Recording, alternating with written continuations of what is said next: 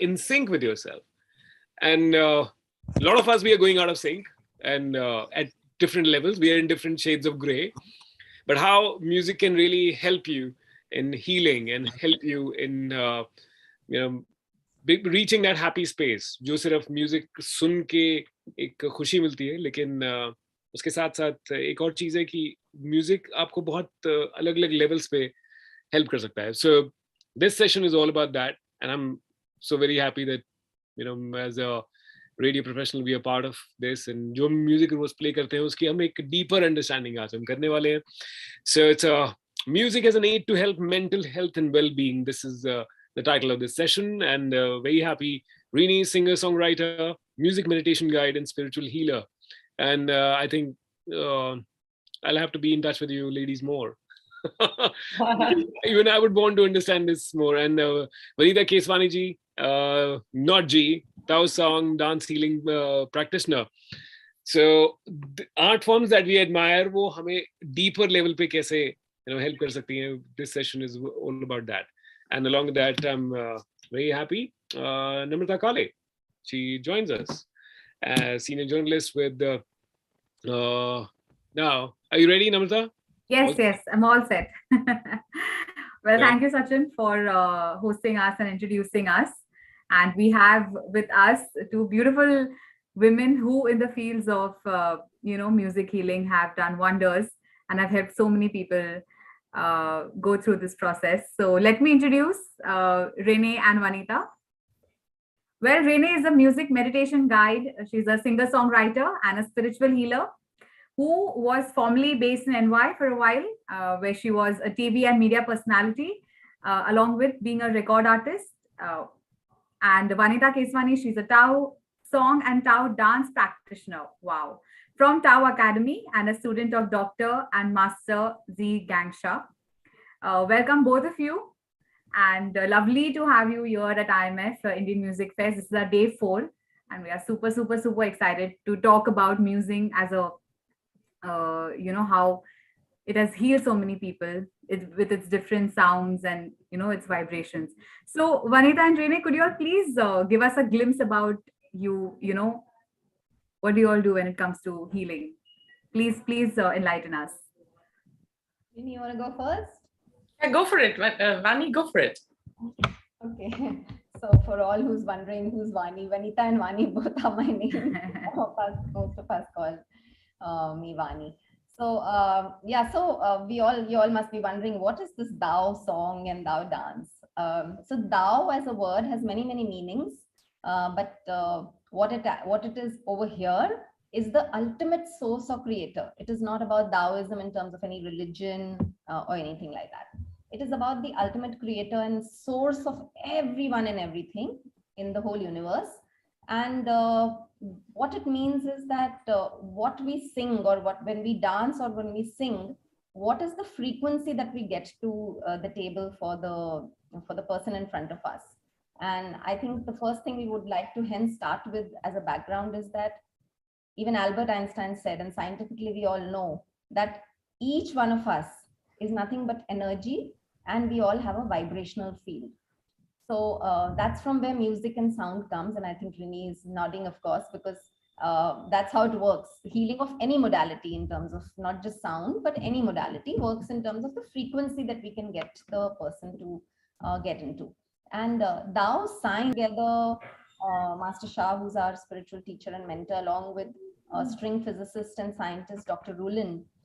They have written a book on Dao Sang, and there they talk about how everything is like deep rooted at the soul level, and soul is nothing but a conglomeration of all the memories we have across lifetimes. Soul is not something very philosophical that I can't define it, right? Scientifically, you can define it as just all the information that you carry. So I think at one time, I won't speak for too long, but just to say that what is Dao Song? Dao Song is a way in which we use song, and Dao dance is a way we use dance from a soul song and soul dance perspective. And our master teacher has a wonderful authority to transmit the Dao frequency to us. Okay. So transmit it to us, and then our song, which is our soul song, becomes a Dao song.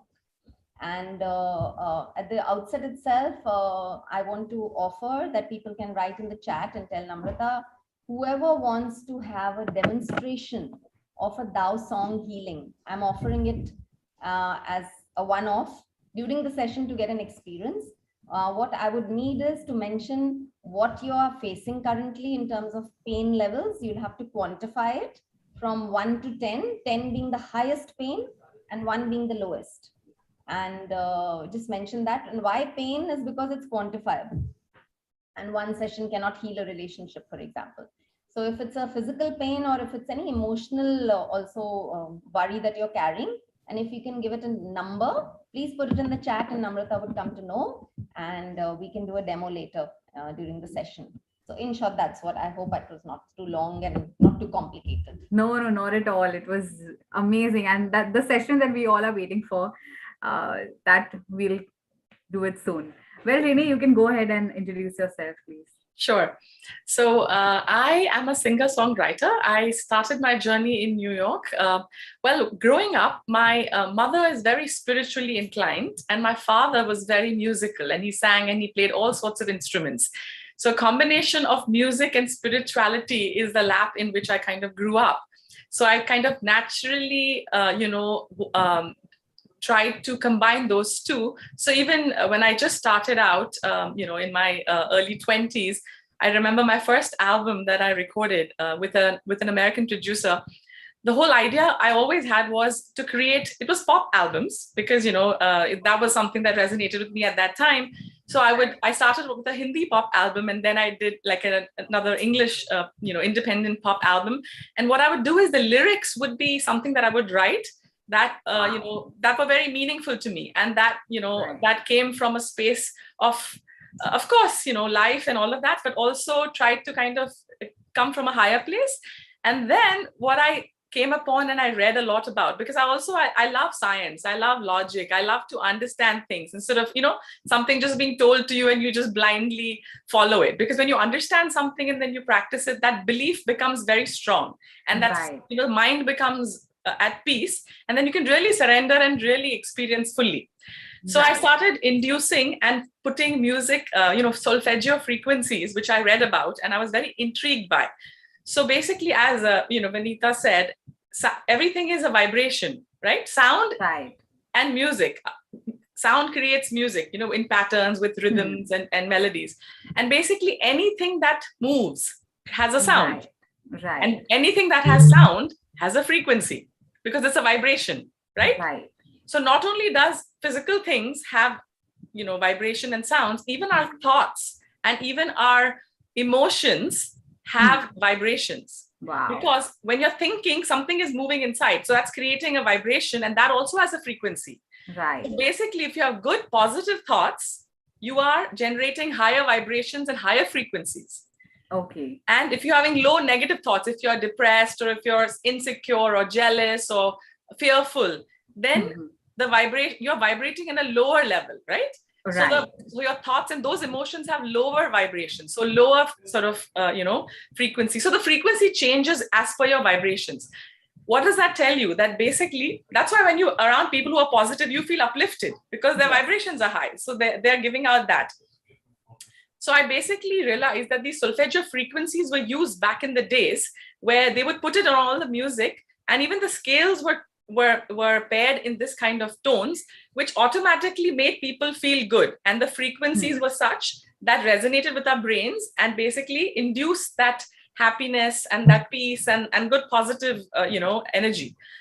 So I started putting these solfeggio frequencies inside my pop music. So basically, in my head, I'm spiking. You know how you spike like a drink? Yes.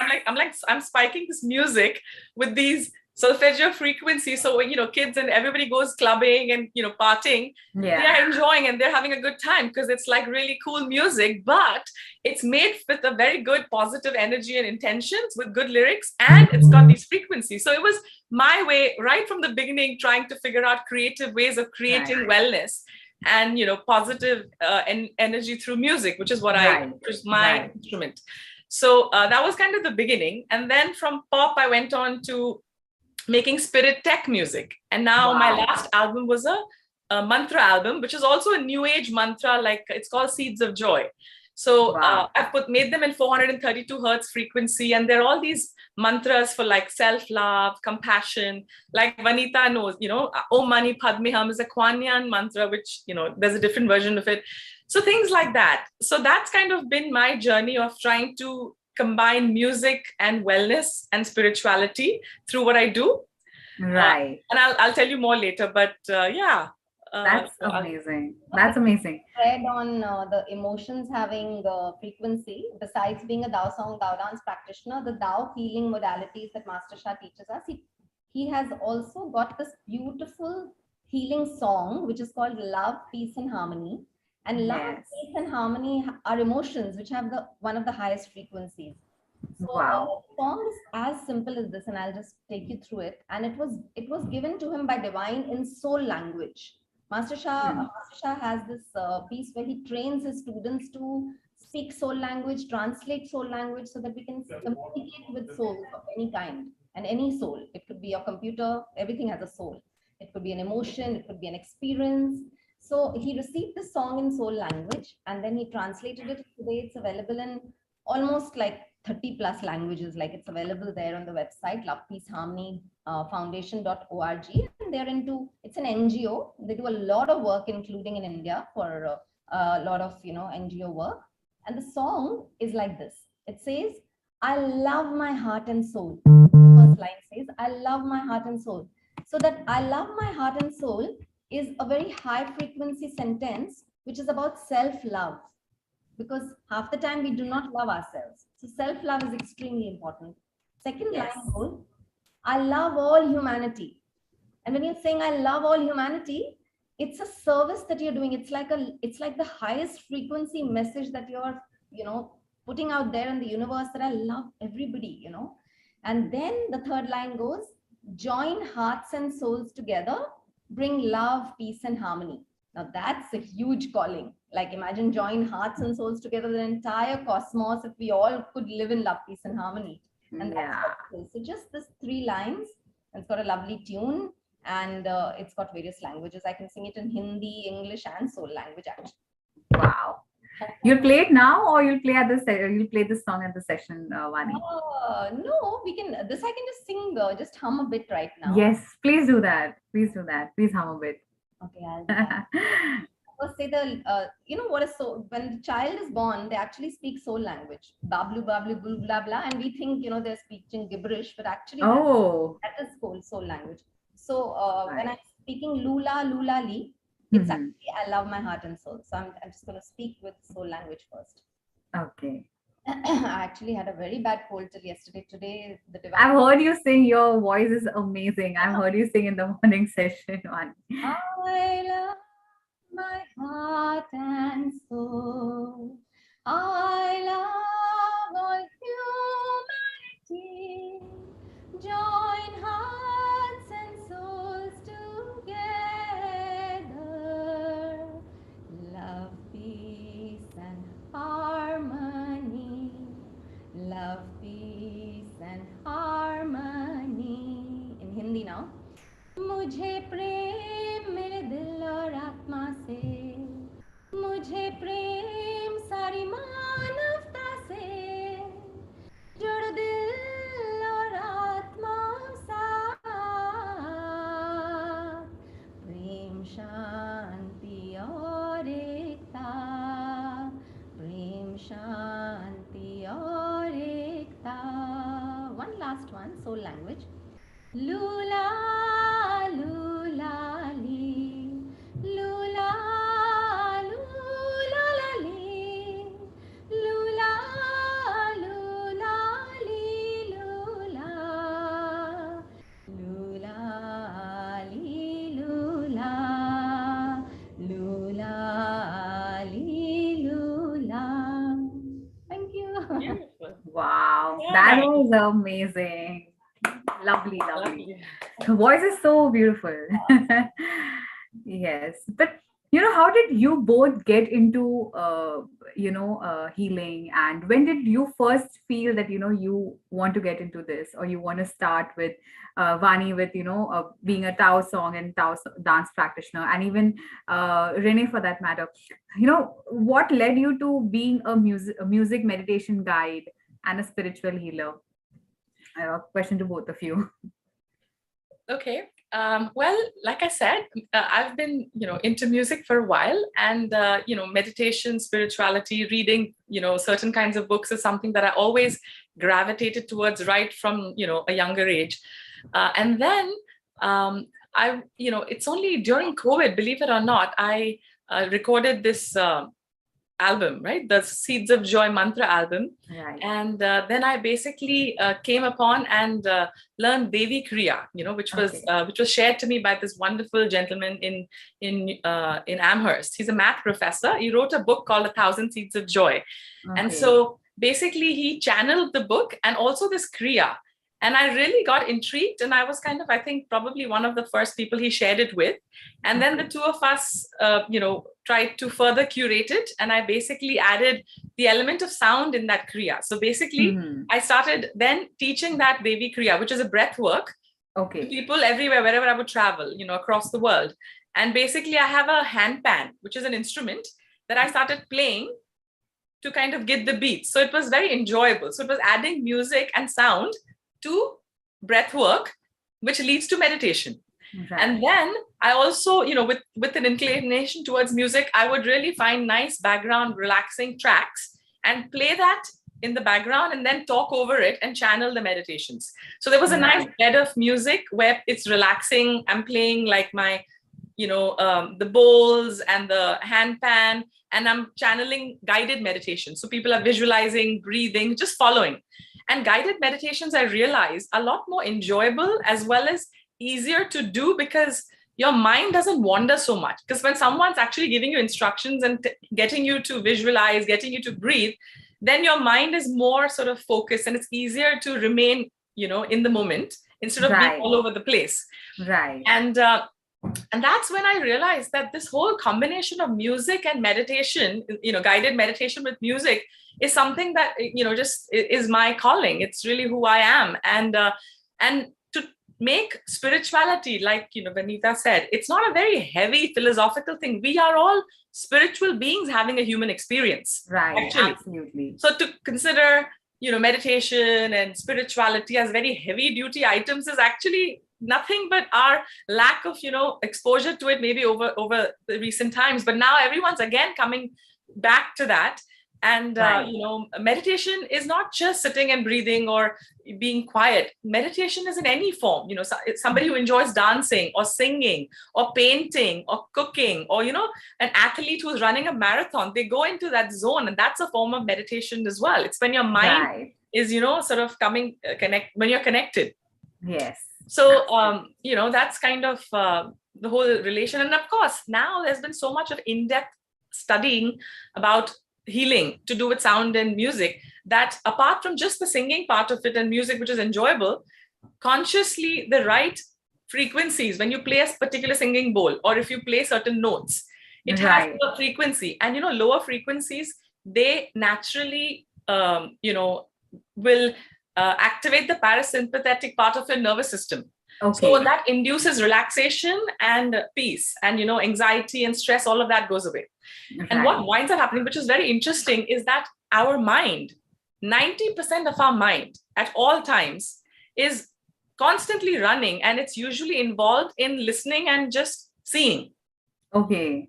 Now, what happens is when you basically play a certain frequency or a certain note, it naturally relaxes your mind. Because what happens is your mind is in a flight mode.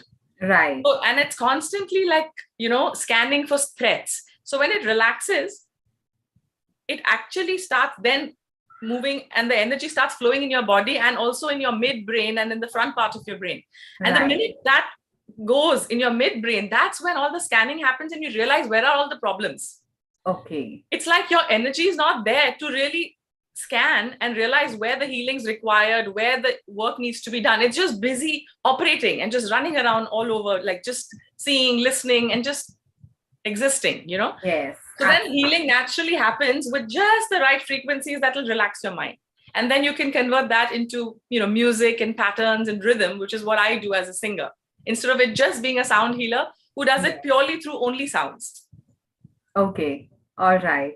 All right. And, what are the different forms of healing, practices that in music that you would like to talk about, you and Mani, both of y'all, if y'all can tell us? I mean, besides the ones that we do, of course, there are loads of them. I think Renee may be more knowledgeable about that. I'm not. I mean, before we go to that question, actually, you had asked the earlier question, how did I come to it? So Yes. I'm so sorry, I forgot to.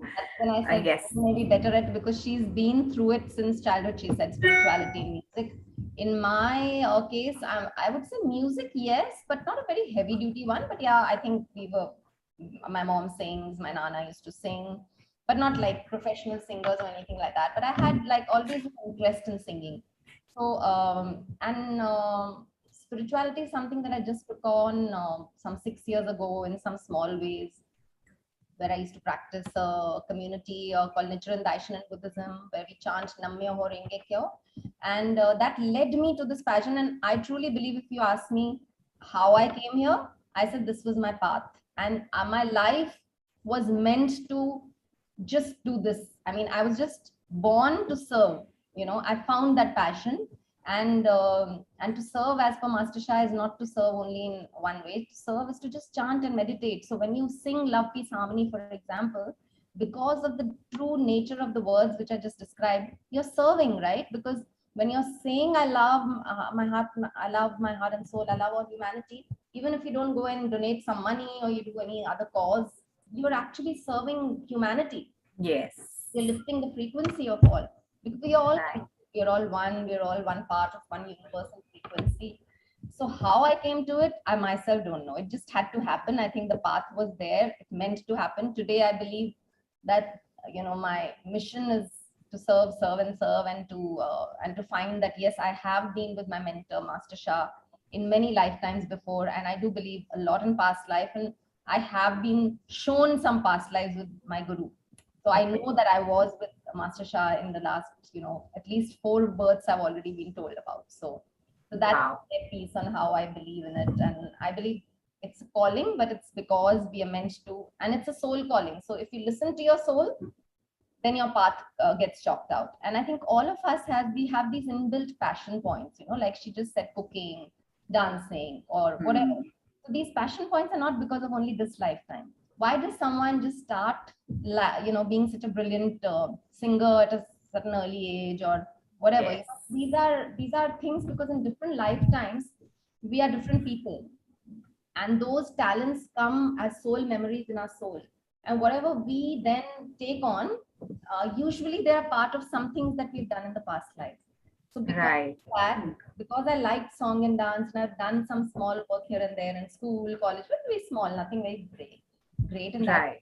When I took up healing, and then when I knew that Master Shah's bouquet of healing also has something on song and dance, I just got to it, right? Because it's not only that he does. So at the back, I don't know if you can see, there's a calligraphy in the photo frame. Yes, that's what I was going to tell you, that you show in your morning sessions. Yes. He has Dao hands, he has Dao calligraphy. So there's a bouquet of healing modalities, but out of which, because it's music today, we are focusing on song and dance. And dance is so beautiful. It's just soul movement, right? It's just like moving your body to the music and healing with that, So that's that. Thank you so much. And so the next question, you asked something now. Yes, the different forms of, music and healing. What are the different forms of it? I think some of the ones which I've seen is the Tibetan bowls, which I've kind of been seeing it around a lot. The other one that's very interesting, which I find, is sonic acupuncture, which is which is almost like not physical acupuncture, but the tuning forks they use literally are like acupuncture. They go deep into your muscles and bones. So it's like, wow, you really have that. So that's one interesting piece that I found. Binaural beats is one. Yes. Or I'll hand over to Renee. She'll know. Yes, in music, like she rightly said, there's of course the bowls, there's binaural beats, solfeggio frequencies, and actually what I was very intrigued in one of, the workshops that I had done on sound a really long time ago. It is basically, it's not even really how you're playing. So for example, if you're playing an instrument, right? Mm-hmm. Right. You don't have to be like a absolute, prodigy in the way you play. Right. It's basically you, your energy, your intention, your vibrations coming through that instrument, and what it creates, the effect on the listener can be a lot more powerful and profound than somebody who basically is just playing technically very well.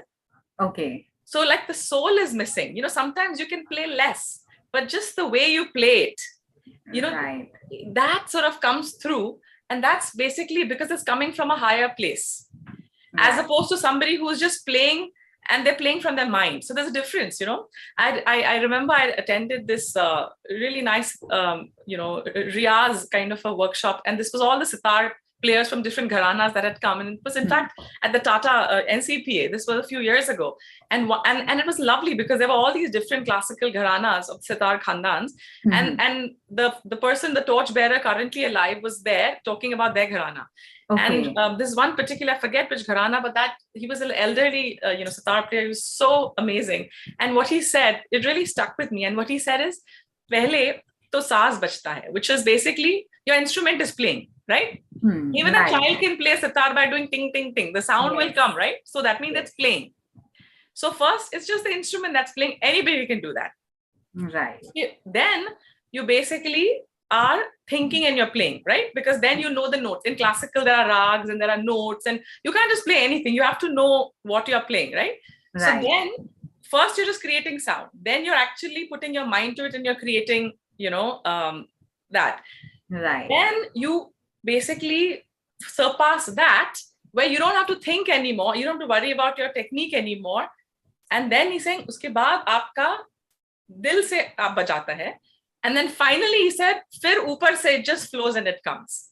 Okay. And at that point, you're not even thinking, you're not even worrying which rag has which notes, or, the technique, or you want to show off for how fast you're playing, or all of that. So it is a form of meditation, and it really kind of, eventually you surrender and you melt and you just become one with the source.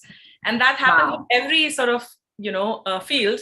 And music, like they say, is one of the fastest ways of reaching God. You've heard, like they say that. So, and dance, I think, is just so amazing because it's not something that I've done enough of, but I had a lovely experience. I remember doing one, Art of Living, just out of curiosity. I did this happiness, I think, one of the things where they taught the, Sudarshan Kriya and all of that. And they were lovely teachers. And towards the end, one of the days, they just put on some music, right? And they got everybody to dance. And this was during COVID time. So it was on Zoom. So everybody's in the house just dancing. Some people were shy, so they put their videos off. Some people were just going for it. And I was watching some of the people, and they were playing just like some, I think, Daler Mendi song or something. It was not even a spiritual song. It was like, like, and I'm not joking. At first, I was watching them for a little while. I was a little like uptight. I was in my room. I was wondering, I'm like, do I really want to do, like, am I, should I just start dancing as well? And then I did, believe me, I started doing that. Wow. And for a song like that, I had tears rolling down my eyes. And I don't know, I couldn't believe it. It's not like I was going through anything. It's not like it was a very meditative or a spiritual song. It's not even like I thought about it. Something inside just shifted. And I think some release happened. And I just kept crying and I'm dancing. I couldn't believe it. And so I know that music, of course, is there, and dance is because it combines music and it's an expression of the soul through the body. So it's, so it's wonderful that you're doing both the music and dance, Vanita. I'd love to know more about that. Yeah, we'll certainly jam up. And I've also done Osho, just like you tried. I've also done the happiness one that you talked about. I love Sudarshan Kriya, though I don't do it any longer, but I've tried it I tried it a week or so. I love doing it. And we went to this Osho place, outskirts of Delhi, my parents and myself. And we did go to this, lots of meditations they had where they just gave you those robes and you wear those robes and you dance, and it's like a really nice feeling, beautiful feeling. Very nice. Yeah, like Osho Dynamic and the Kundalini and all the different ones. I've done that. It's fantastic. Yeah, same here. Wow.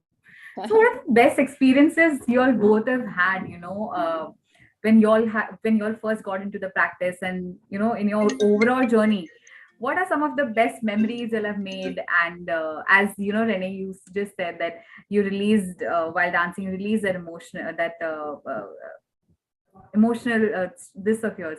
So can you tell us some memories that you have made, like, and experiences that you have had with these, some best experiences? Yeah, I can only say that being a healer, I think the most happy moments are when you can make others' lives transform Exactly. and make others happier. And when initially when we start healing, and we just kind of literally we are given homework to say that, okay, go out and like serve and tell us some cases or share the master teachers. And when I got my Dao Song transmission, first of all, Dao Song is a process, is like, first you have to bring out your soul song. So there's a way to bring it out. It's not like just any words. It's not like it's common to me and you and Renee and each one has a different, something will come out from inside, which is your own soul song. So bringing that out itself, when it came out, that was one of the beautiful experiences that, wow, is this a soul song? And then once I got my transmissions for Dao Song and I went out there and served, and I saw that, it can shift the pain of people. Like, are you serious? You really, sir? Are you just making me happy? You literally say that. And, then there's been like so many cases. And I think the best cases are always when people are happy and they say, oh, wow, I'm feeling so much better. And nothing can surpass that happiness. So that's what I feel my best experiences are. Wow. Yes, I couldn't agree more, because the first thing that you said, when you basically are able to make a difference, and through whatever it is that you're doing, and you see other people take to it, practice it, and really benefit from it, it's actually a feeling that is, you can't really describe, because it's just way beyond what anything material can buy, and it's beautiful. So teaching Kriya for such a long time, and now that I've been doing these guided meditations, so I started something called Let's Meditate. So it's basically every Sunday, for half an hour, I do guided meditations online, and it's open and free to everybody. So anybody who wants can just join, and it's guided. So you don't have to really know or have any experience in meditation. So that's when I play my handpan and I, do the ohms, and I get everyone to breathe and visualize. So it's like a half an hour enjoyable little capsule for Let's Meditate. And the whole point is that we can practice individually, right? So we can meditate, we can do our pranayam, we can do whatever our practice is daily on our own. But when the same thing that you do in a collective energy, because we are all individuals, but we are also a part of a collective, right? Right. Absolutely. Namrata, are an individual, but you're also a part of the earth. So you're also a part of the collective. So when we all kind of do it together, the shifts and the energy that is created is very different, that you can't create on your own. And that you can only participate in that if somebody creates a platform. So basically, I just decided that, let me put out this thing as an offering. And so every Sunday, there are like lots of people that come from everywhere, and any part, all over the world, as well as India, because it's online. And many times when I'm chanting, and the meditations, I get it one day before the topic, what the meditation should be about. So it's different every time. So sometimes it's releasing fear, sometimes it's building good relationships, sometimes it's forgiveness, sometimes it's, balancing our chakras, all different kinds of meditations. I've realized that when I'm channeling and the meditation is happening, and when it finishes and people share their experiences, so many times, it's like people literally know what I'm going to say next. We're all so connected, and what is coming through is literally flowing everywhere. And when I hear that kind of feedback, it's almost, just a reassurance to know that we're really all there for each other. We're not alone. And, we need to really like step out of our small thinking and know that we're a part of this big consciousness, and we are here, of course, for our personal growth, but also to give and to create value. And it's important to do that. Okay. All right. So I have received some questions from the audience on through our social media. So our first question to both of you, I would like to put forth, is what form of music can help me actually deal with anxiety? Like someone has just dropped this one message.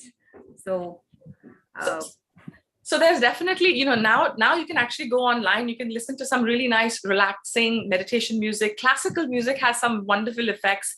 even for children, there's Mozart for the mind, Beethoven, the things like that. Even classical music, Indian classical music, it's so relaxing. Okay. But the main thing is the state of mind, just breathe, be in the present and listen without thinking. Right. And then the effect is, even more amplified. So that usually, is always a winner.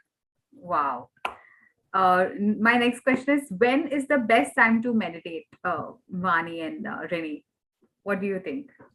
I think it's very well known fact that early mornings is best time actually. Sikhism also Guruji ne bhi kaha hai, like in fact it's right from midnight to say 5 o'clock in the morning, but I think 3 to 5 is really Yes, 3 to 5 is the best. 3 to 5. Okay. Brahma Muhurat.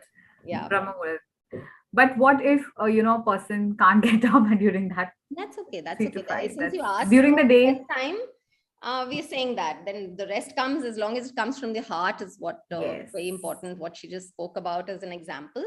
Okay. You should just not do it for the sake of doing it. कि मुझे meditation करनी है तो चलो मैं बैठ के करूँगी जाके, like going somewhere and sitting and just forcing yourself to do it. It won't work. So it has to come from the heart. Then whatever time it is shouldn't matter. But yeah, Right. heightening the experience, it's the best time in the morning. Best time, 3 to 5. True enough.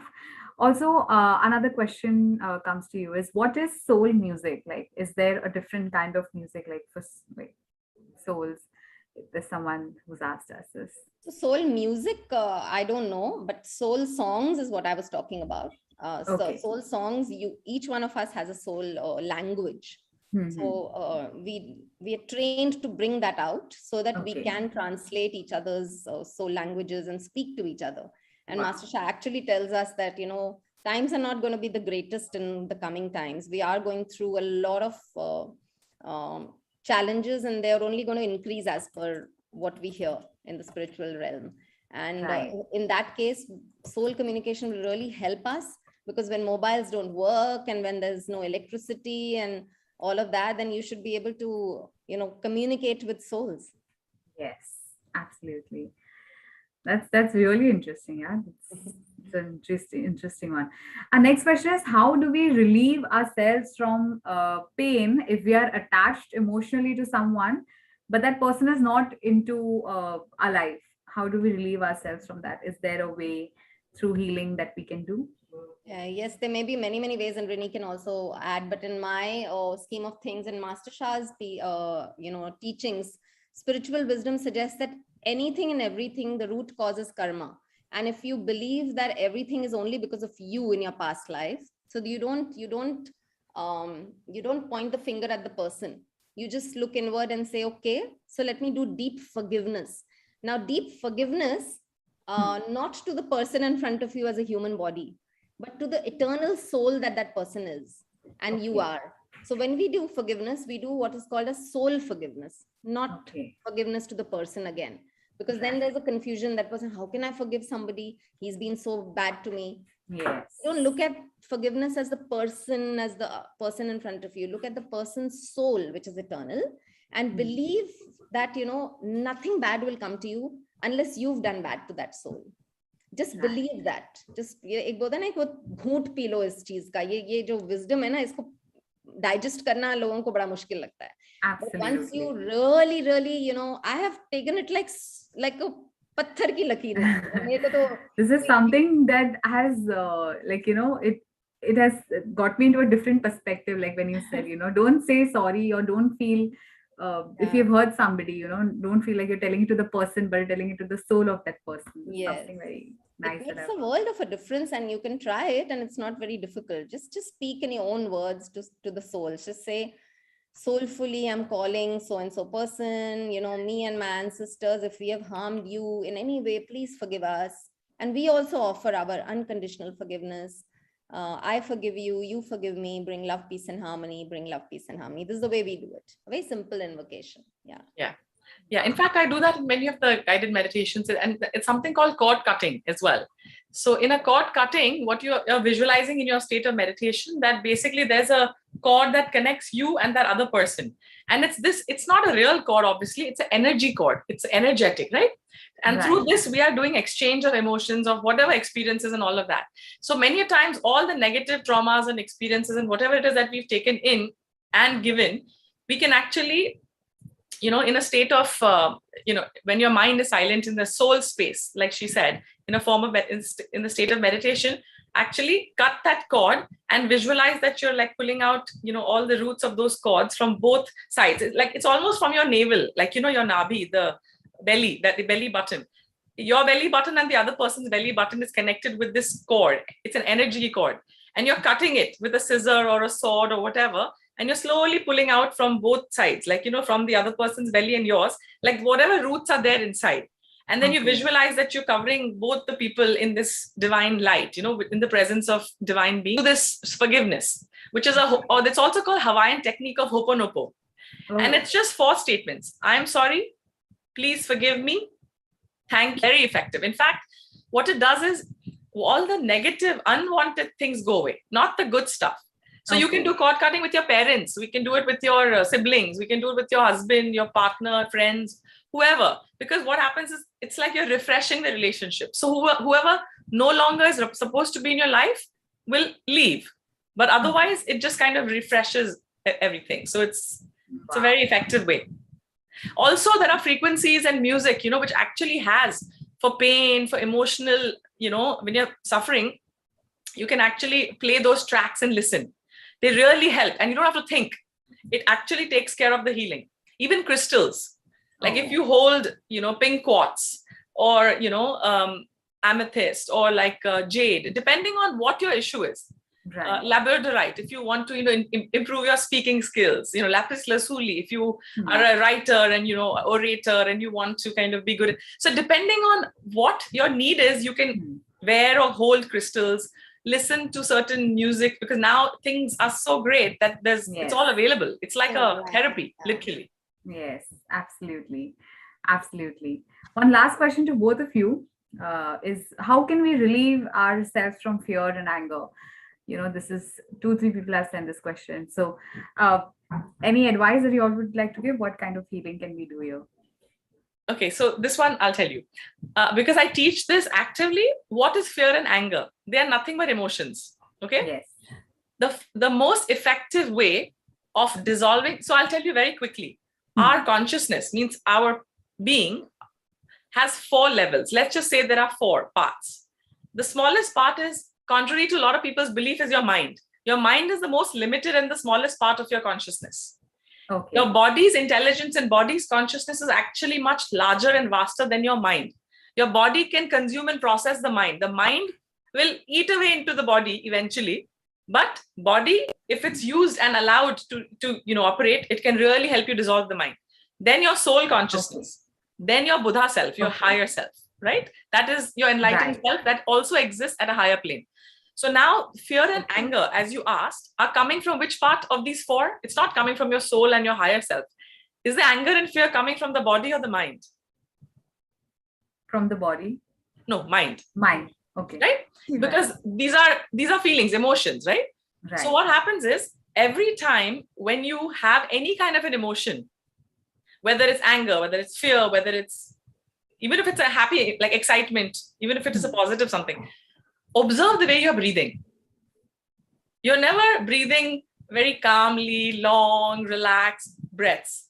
Yeah. When you're angry, you're like, it's like short breaths, right? You're not really deep, long, relaxed breaths. Or when you're, stressed out, you're taking shallow breaths, right? Yes.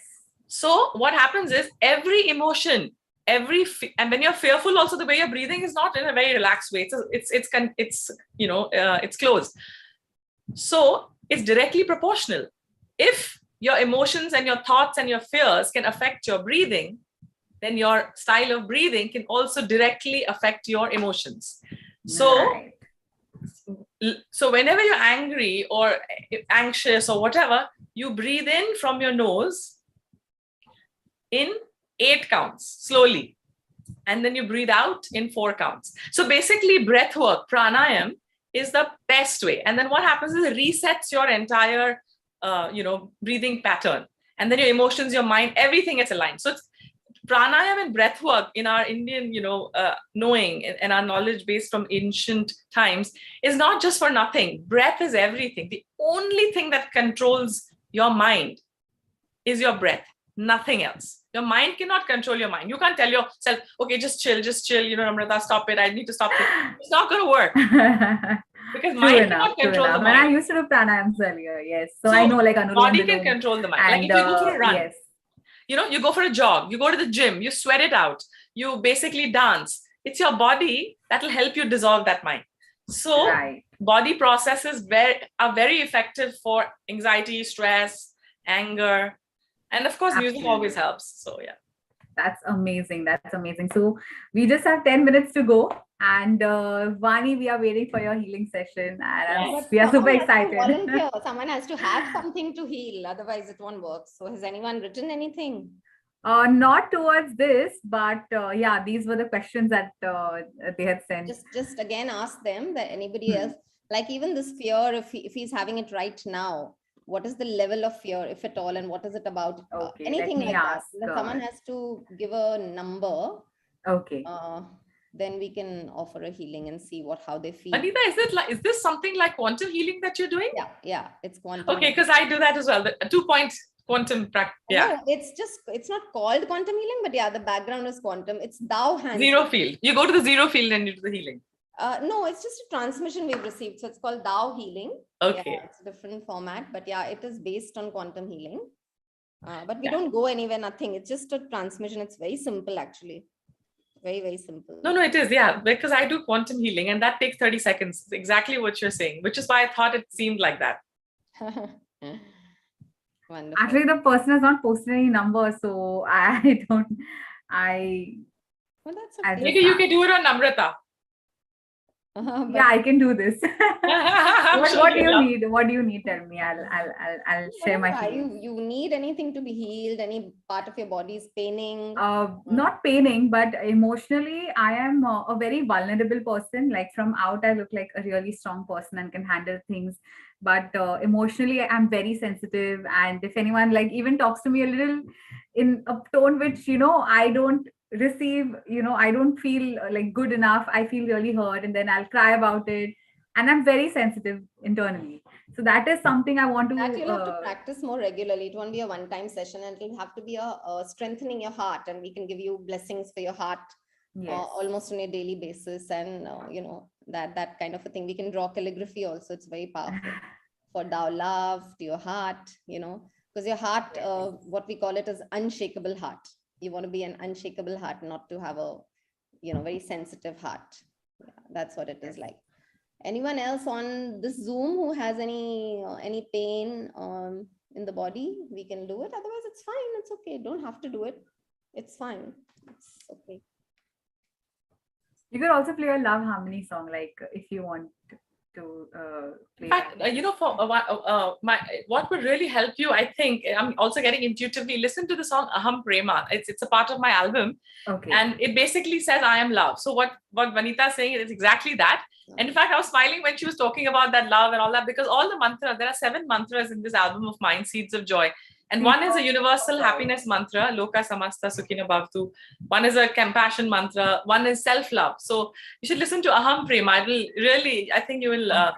Could you share the link in the description so, all our viewers can, actually go. Sure. Yes. Also, Vani, you can share your session that you have on Zoom morning 8 to 8:30. Even like she was saying, she has one on Sunday. I have it. Yeah, let's meditate. I have one on Monday to Saturday every day. Oh, lovely. 8 to 8:30, we do a meditation. I think I focus a lot on forgiveness, because I think I really believe that soul forgiveness is very, very useful. And then we have Love, Peace, Harmony, which is the song. So it's a mix of self-healing, forgiveness, and Love, Peace, Harmony. Nice. I'll have to see where I have to get that now. 1 minute.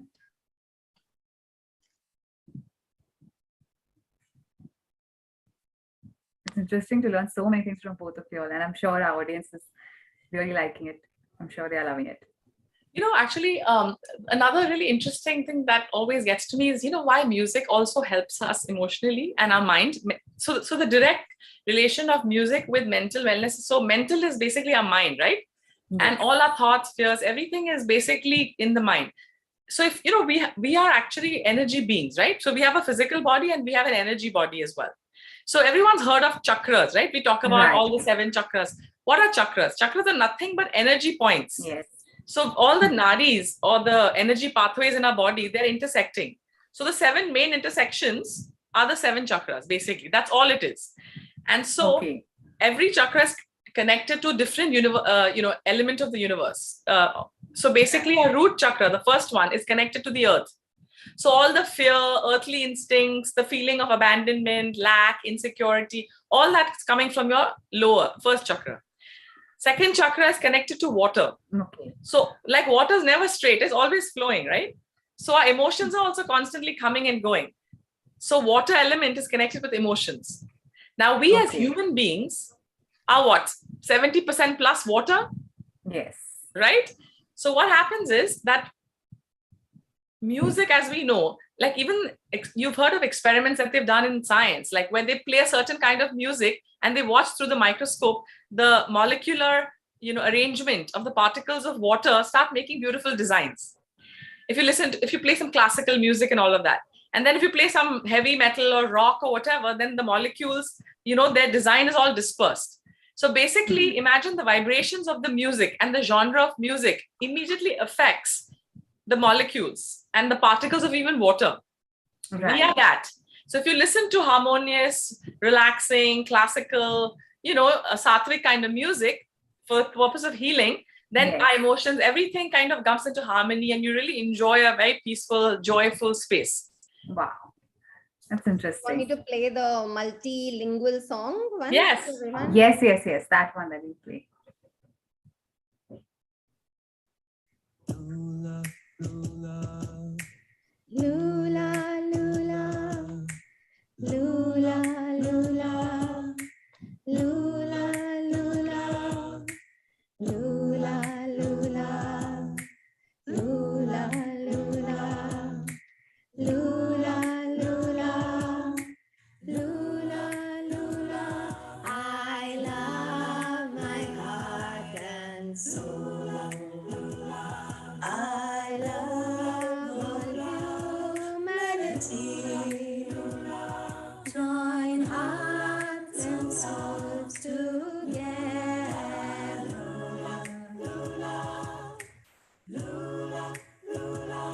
Love, peace, and harmony. Love, peace, and harmony.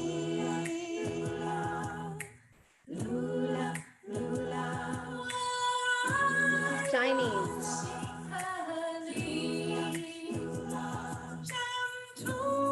On more than 25 languages.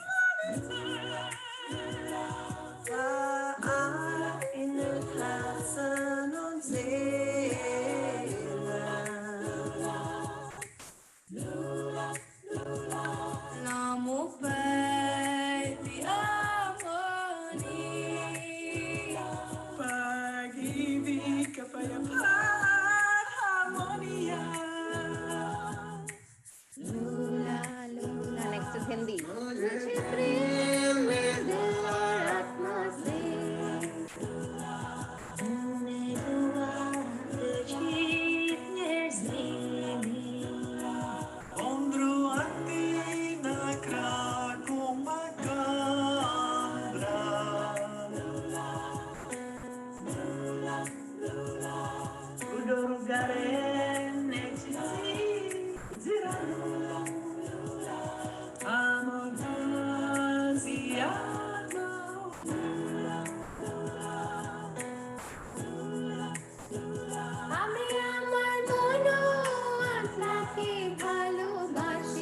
Bengali.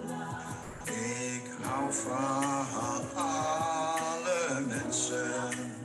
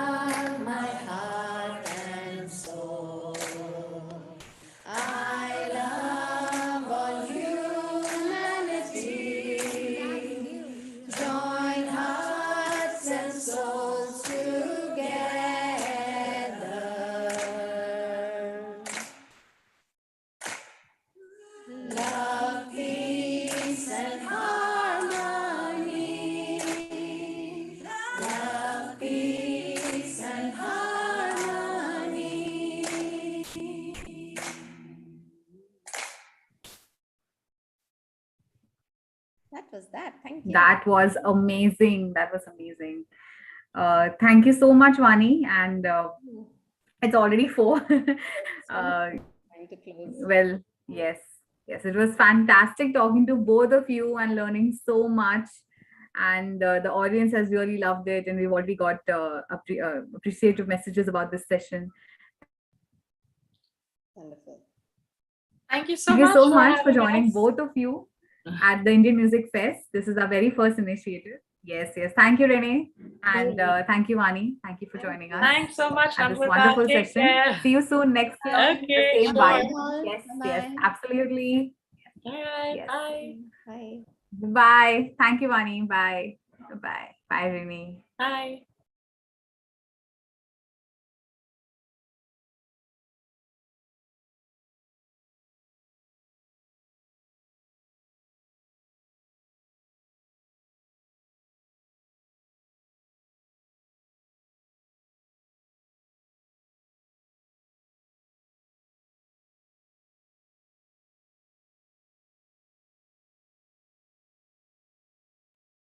Oh, I'm so sorry. I thought I was on loud. But guys, we'll start soon in the next 5 minutes. So please get back.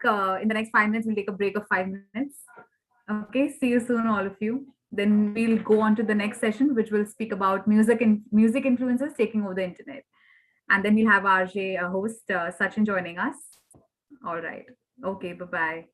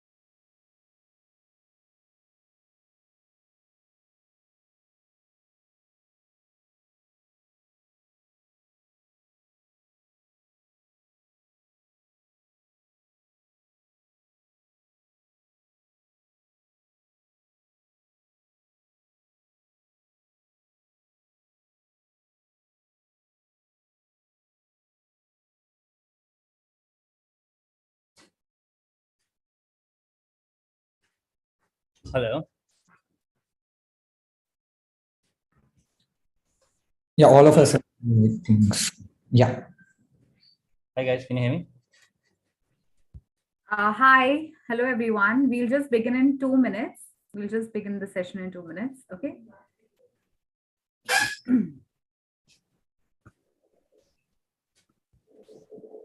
We're waiting for Arjuna. He's not here, I think. So 1 second. Yeah, please. 1 second.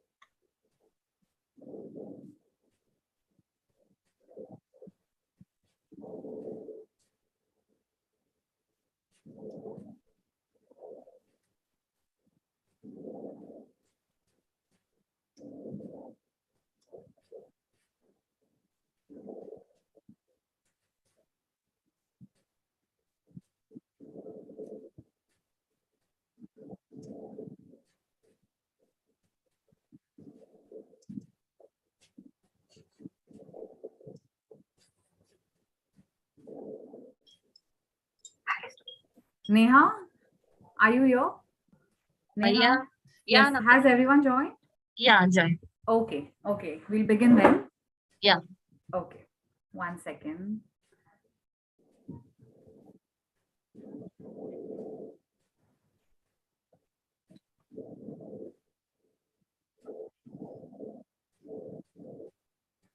How are you guys doing? Hello, everybody. Welcome back to Indian Music Fest, day 4. And this is the last session for our summit. Well, this summit speaks about music influencers taking over the internet. Well, with the evolution of social media, the internet is flooded with content creators creating mind-boggling music for their fans. આજકાલ there are viral videos that have captured the hearts of the audience, as we can see people tuning to reels. Well, with this panel discussion, get a glimpse into the lives of India's famous music influencers and know how they have made it big on the internet. Well, let me call our speakers for the day. We have Arjuna Harjai. He's a singer, music composer, and digital content creator. Then we have Dev Rayani. He's an independent Indian hip hop artist and Gen Z digital content creator. Ahmad Miran, singer and digital content creator. Nikhil Paralikar, aka the Tabla Guy. He's a singer and digital content creator. Then we have Aksh Bagla. He's a singer and digital content creator again.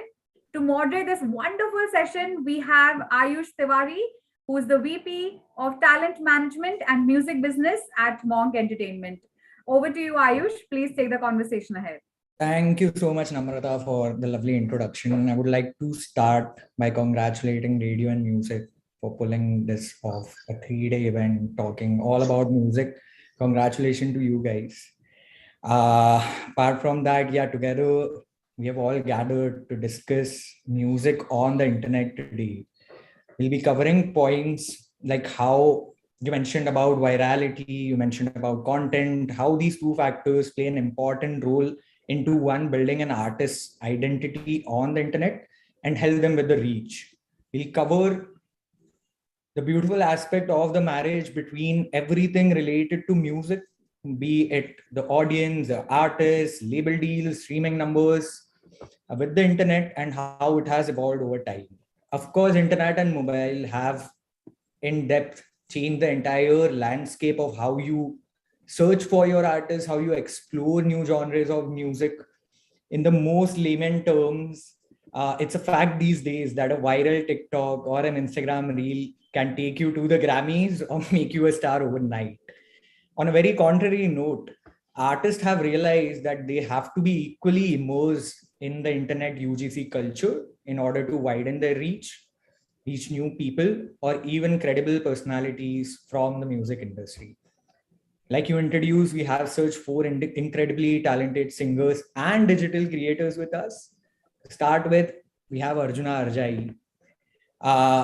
He has released a bunch of singles via acclaimed labels and also has won prestigious awards at Mami and other events.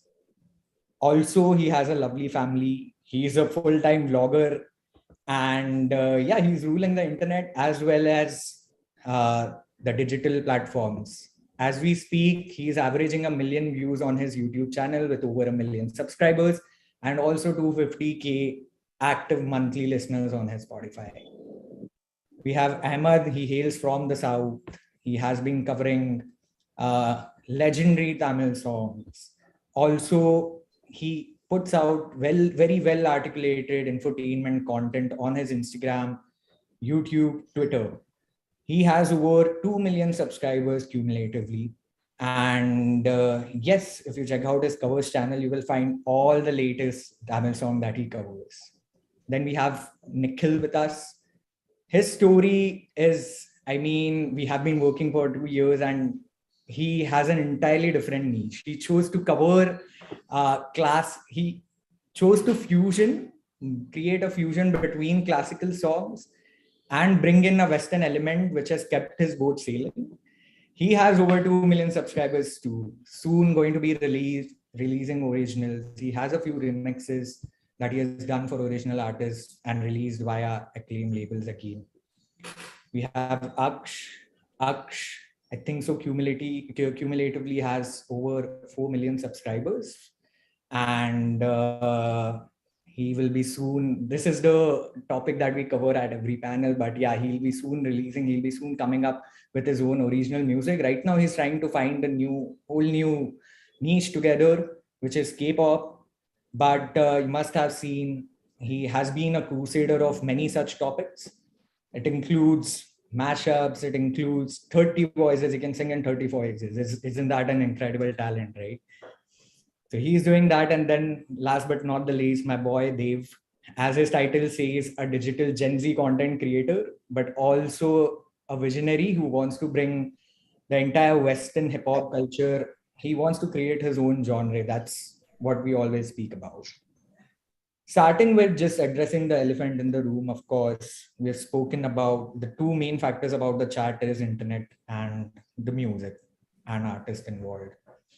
There's a clutter, there's a plethora of content that's seeded into Instagram, YouTube, and other platforms daily. How do you guys create a distinguish between the normal content, what's going up on your accounts, and at the same time balance in a way that your artist identity is also maintained at the same time? Because these two are full-time careers, right? And at the end of the day, someone who's passionate about music, they want to be artist first. So how is that distinguish happening?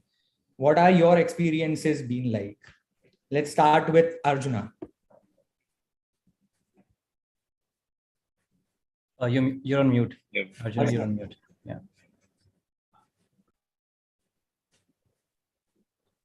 He's on mute. From the app.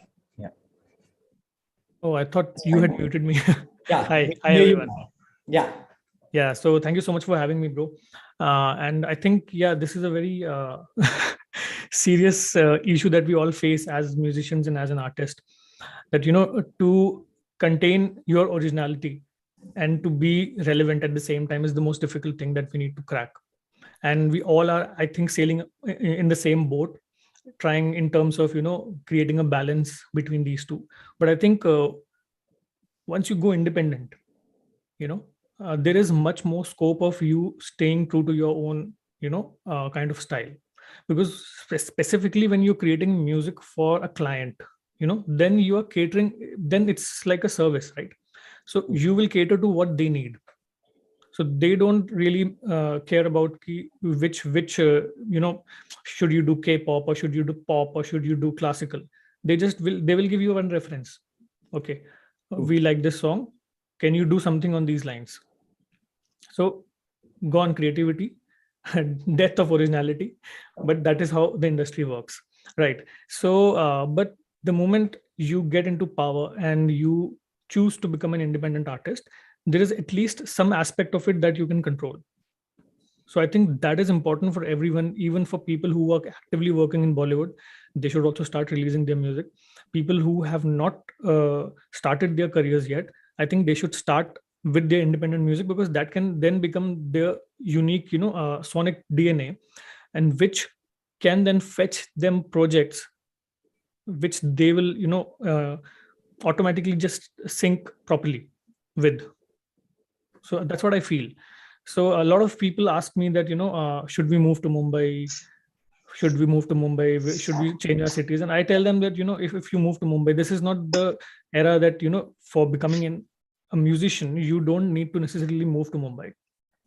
The reason is because you'll be spending around 40,000 per month on rent, and your overall expense will go to around 50,000-60,000 a month, right?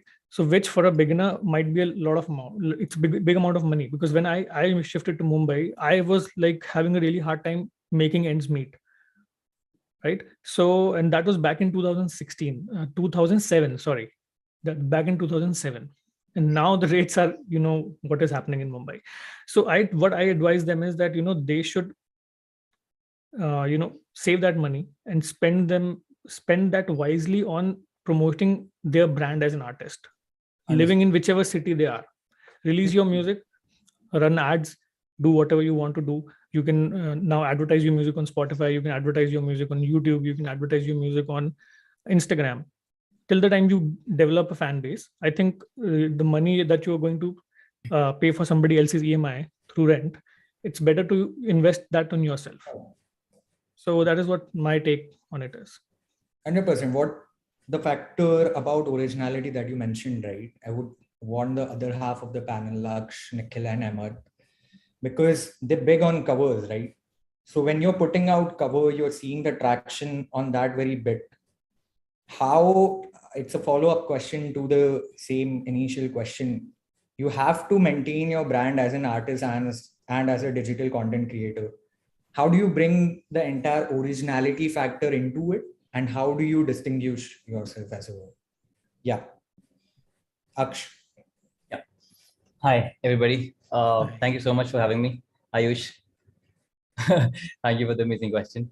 I will say, so when I come from a business family. So from the start, when I started, I had this marketing view in my head that how I want to go about it when I want to do you know social media. So like you said, how do like, because I've been creating covers from the last many years. So I make sure that whenever I create a cover, there is a special factor in that cover which just is mine. That is very important, so that every time a person sees my next cover, he knows कि हाँ ये वही है जो first में I've seen this somewhere, or I've seen this special USP which is in this specific person.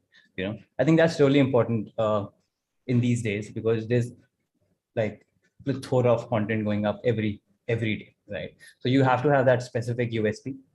So that's what I've done. Even like following trends, if I want to follow a trend on Instagram, I make sure I add my element to it, my voice, my sound. So when it comes to like songs, I have this specific sound that I have, so I make sure I sing in that. I don't try to copy other person's voice if I'm doing a cover, right?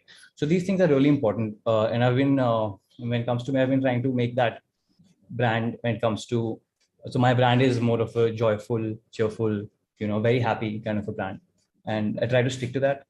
Second, I make sure that the content quality is really nice. So these things, but yeah, the answering your question, the main thing is it's really important to have a USP and focus on that while you're putting out content. Right. Even little things like having a background with your yes. studio setup and all of that is very important. Like you might have seen, yes, every video reel of mine has a tree which has this fairy light on it. So that's kind of a remembering thing that everybody, if somebody watches another content of mine, they know what's going on. Understood. Ahmed, what's your take on? Hi, everyone. In my case, actually, subjectively speaking, it's very different because all of these people here, they're all purely musicians. If I'm not wrong, they don't do any other kind of content. But in my case, audience is divided basically. So I need to always maintain a balance between what I want to sing sometimes and what the audience wants to consume basically. So as Aksh had pointed out, maintaining the trends, that's important actually. There are a few songs which I select, which I might not be that happy or involved doing it, but for the sake of reach, and because the song is trending and it's a viral song, it's a latest song, so I need to do that. And there are a few songs which I do it from my heart, which even if it doesn't reach well, I don't really care because I did not do it for reach. So I think striking that right balance, it also helps us to break that clutter and maintain that originality, and also to and yeah, coming to the point which I had started with, in my case, humor is one thing which I do on one hand, and infotainment humor. And to mere imagey, it's something else. So a lot of people here still are not aware of the fact that I sing. So whenever they see a sing video of mine, they're like, "Oh, do you sing?" I'm like, "Okay, yeah, I do." So for that, what I do is to even come out of that image, I make sure I collaborate with a lot of other YouTubers and artists who are purely into music. Like say, I have a friend here who is very popular. His name is Joshua, and I have a friend called Raja Ganapati. I'm sure guys are aware of them. So I make sure I collaborate with these people so that क्योंकि उनका जो audience है, their target audience is purely for music. So my intention is that my voice should be heard. Doesn't matter if my subscribers get through it goes to them or through somebody else it goes to them. I just want to register the fact that yeah, I can sing and I do sing. So I think yeah, like collaborating and also to maintain that balance between what I want to do and what the audience wants to consume. So all these factors make sure that clutter break ho jata, and consistency is also important. So yeah. Understood. What you mentioned about the trends that you like to do and to not, it's a very interesting factor because most of the times you, for certain reasons, you have to follow a particular trend. Yeah. But somewhere subconsciously you're like, nahi, yaar, main to hu nahi. Should I be doing it or not? Right? Right. And the fun fact, moving on to Nikhil, I've been pushing him to follow these trends just for the sake of it. So Nikhil, but you started when you were 3, right? You picked up tabla. Yeah. Country, started attacking Indian music, right? And covering those. So again, the same question. You've stayed a proper fusion artist for the longest of the times. You have released originals, all of that. Yeah. But now I see you attempting to create that digital identity also. How has that experience been for you? Like, Well, first of all thanks to you that you have been pushing me to do such sort of content. So what I've realized is I would totally agree with Aksh also that even if it's a cover, you have your own thing to put in it, right?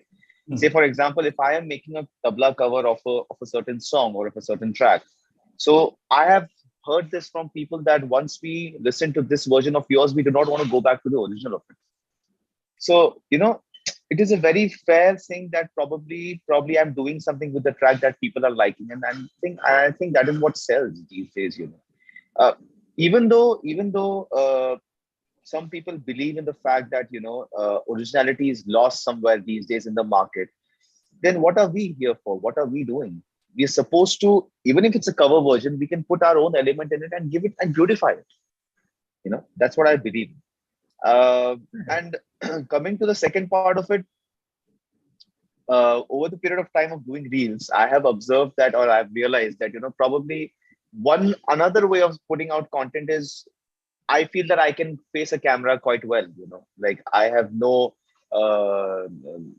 issues with facing the camera, or enacting something that I feel about a certain track. And that is what I'm trying to explore in this particular genre of creating reels these days. I don't know if you must have seen, that is what I've been doing.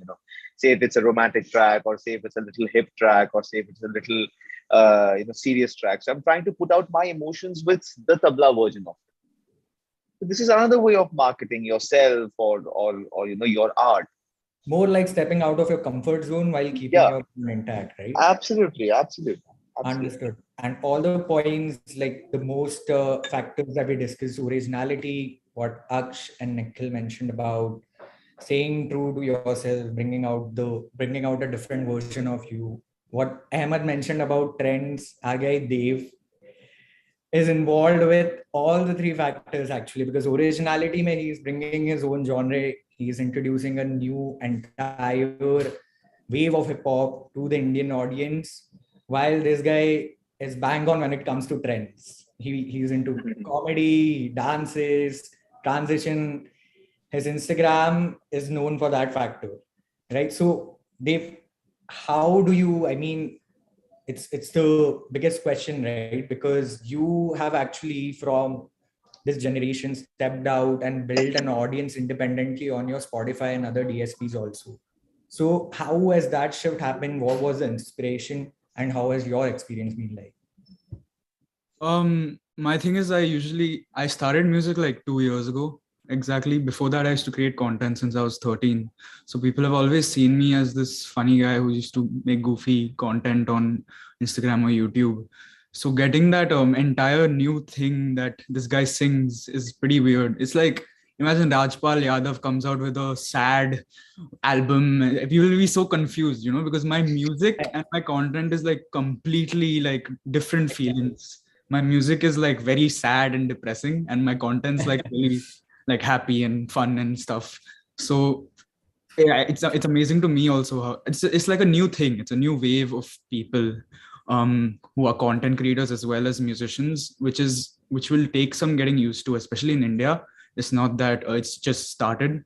So I think it's really interesting though that there are so many people who have so many good talents with music and content and can balance that. But I don't really think that much when I put stuff out. I just it's very random and very like carefree. Like I don't really, if I think too much, then I think mostly whenever I think too much, my content, my music becomes bad because I overthink it, and usually the original is the best. So yeah, I just do at this point. Understood. While building an audience around the goofy content, and then they enjoying the depressing part of I've you. noticed. I've noticed like most of my audience is like my age, and they're all like terribly like their mental health is just really bad. So they love to feel different emotions just like I do. So I just put out everything. But yeah, again, talking about the audience, right? At the end of the day, ठीक है, we speak about content, we speak about everything other than numbers quite beautifully. But down the core, numbers are damn important when it comes to having a credible social media profile, right? Yeah. Now, once you build that, Do you see the bridge building between those numbers and your streaming numbers on different DSPs? Right. So if tomorrow you have 1 million subscribers on YouTube, are these guys willingly ready to listen to your music on different DSPs also, or they are doing it just for the sake they know you? Because this question is coming from a place where people think there's an unfair advantage for someone who has a following on the internet to score certain early streaming numbers, or maybe do better than someone who has been in the space for 5-6 years. So is this a misconception or a fact? Starting with Dave. I think it is fact, and it's also like not true, because out of your entire following, I think only 10% actually care about you. Like you only, out of all the content creators, only 10% will actually go through and do everything that you put out. So, and music and video form content are two completely different feelings when I consume myself. And I wouldn't like, so transitioning from, it is a big factor. Like I've seen big creators with terrible music get like a lot of views, but I don't think, like, it's more about building different followings. Like you have people who love your music, and there are people who are, and there'll be very less people who overlap, because not many people can consume so much of you. Yeah. Fair enough. Creating the right balance is the takeaway. Right, Arjuna, like we were speaking about this, you started with music first, then you jumped on digital, right? Have you seen any kind of difference in the consumption before YouTube and after YouTube? Have you noticed a certain change or a spike, or the other way around? Absolutely, bro. So things have like completely changed, completely in the sense that 360-degree change हुई हैं चीजें. मैं बताता हूँ क्यों, क्योंकि what happened is I started my music career in 2007, right? So at that time I had no idea about, okay, what is YouTube, this and that, right? And then all of a sudden during 2012 and 13 we see all these covers on YouTube popping up, and then, you know, all the labels and everyone is trying to get those singers to get and sing the original songs, right? So that was a like ऐसे shock हो गया था हम लोग सब लोग कि, you know, because I was struggling as a music director at that time, right? And we had this idea in mind कि okay, for this song I will have this singer, ये मैं सुनिधि चौहान से गवाऊंगा, this song I'll have Shreya Ghoshal, and then all of a sudden the labels and the producers are saying, oh, have you heard that cover song? So we want that singer. And I'm like, okay, but she's in Canada, how do I get in touch with her, and this and that. Now now everything is easier because now we are all like working remotely anyway. But at that time the transition was really huge, and I like hopped onto it like too late. That's what I feel. Because in 2012 I had the opportunity to create something unique on YouTube, and I even got a call from the YouTube team because they were new in India at that time and trying to build, you know, like good creators on their platform. So at that time, but I was like hardly able to survive in Mumbai, so I had to like pass that offer, and I had to start focusing again on my Bollywood journey, which again took 7 years for me to get my first break. And sadly, the first song I did, which is called Oh Soniya, which was sung by Arijit. So at that time, it became a really popular song. Okay. And nobody knew that who Arjuna Harjai is. Because nobody really cares about who has composed the song. See, being there's one benefit of being a singer, that, you know, people completely understand what you are doing. Right. If you're a lyricist, people know, okay, you have written the song. The lyrics have been written by you.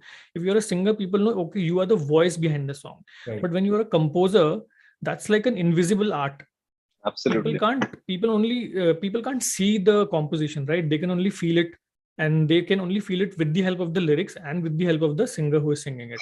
So I had a really hard time explaining to people what I do. That, okay, I have created this song. Like, what did you do in this? I said, I created the melody, but the melody is sung by Arijit. Yes, so I created it, right? So this this was the biggest struggle. But then now I think more people have this awareness of what a composer does. But then slowly I also transitioned into, because I am a technically, trained singer, and this was a conscious decision that I wanted to become a composer, because I was also, well versed with the technical aspects of composition and production, because I've done so much of, study and research. So I thought, why not get into composition, because that's more uplifting for me, rather than just being a singer who is just, this was my point of view at that time, because I was assisting a lot of music directors back then, and I saw Vishal Bhardwaj work in a studio session. So I saw how he's working with his entire team of music producers 6-7 days on a song, right? And then one singer or two singers will come within 1 or 2 hours. They will learn the song, sing it, and go. And the entire fame of the song goes to the singer, not the people who are working behind creating the song. So that is the reason why I felt that I want to be a composer, not a singer. But then I think it is easier to relate to somebody who sings rather than somebody who composes. That is the reason why I started putting out versions of my own songs, at least so that people would know कि, oh, this is Arjuna ka song hai ye. अच्छा अच्छा ये आपका गाना है. So that has started happening now. 7 or 8 years after releasing that song in the film got completely like बिल्कुल ही कुछ चला ही नहीं वो film, लेकिन वो गाना hit हो गया था. So that song became my identity after 10 years. When I started putting it out, मेरी marriage जो थी, जब मेरी like 2018 I got married. So during the mehendi ceremony, I'm just sitting and I'm just singing it to my wife, my own song, and somebody recorded it, and they sent it to us later, and then my wife posted it on Instagram, and it went viral. Now people are like, oh, he's the guy, it is his song. Okay. So I mean, YouTube or social media in general, overall, I think it can transform your life completely. What fame I did not get for the past 10 years, doing 12 films, doing more than 500 TV commercials for companies like Google, Amazon, Dettol, and whatnot. And then the fame I get is from a video that I'm like just very raw footage of me singing on my mehndi ceremony. I mean, understood. Just over the top views, streaming numbers to high, but what is more beautiful is you are bringing eyeballs to different factors of music production in general. What happens behind the scenes? Audience is getting educated in a way. Yeah. And that's what is driving numbers. That's what is making the whole process more interesting. Yeah. In your case, right? And overall what happens is किसी भी platform से दूसरे platform पे numbers लाना, वैसे भी it is a very challenging job. Yeah. Even if you want to bring your Instagram followers to watch a YouTube video, that's not so easy. So similarly, I think 10% is also, I mean, if you have a great following, in my case, I think because I have 1 million subscribers on YouTube, but they are mixed subscribers. Some of them want to watch music because I do daily vlogs also. So some of them, they want to watch vlogs. So the core music audience will probably, the 10% out of it might go to Spotify if they have Spotify, if they can afford Spotify. Then they will probably, then there's a chance of conversion. But I think there are too many ifs and buts when it comes to DSP platforms. DSPs, because itne sare platform hai. Ghana.com, this, that, Spotify, Wink. So everybody in India right now, it's still, people are still getting used to these things. वो फिर भी कोशिश करते हैं YouTube पे जाके सुन लेते हैं. So I mean, this is still a little premature in our country. मैं तो अभी UK में हूँ, यहाँ पे तो Spotify is like, everyone just has it. Spotify मतलब इतनी common सी चीज है. But in India, I think people are like, I don't know if my family members have, like, they don't use Spotify. If they have to listen to a song, they'll go to YouTube. It's a fact that people, even like the most consumed place I still feel is when you're out on a car ride, right? And you want to enjoy with your friends. Most of the times, ठीक है, Spotify, Apple Music use कर रहे हो, CarPlay चला रहे हो. But to find that perfect cover which sets the mood, you go on YouTube only, right? YouTube, that is it. Makes sense. But moving towards Ahmad, Aksh and Nikhil again, I know for a fact all three of you are coming up with your originals. But again, what you mentioned about jumping from one trend to the other, to keep your audience intact, to sustain that audience number, how does your audience react to this changing identity always?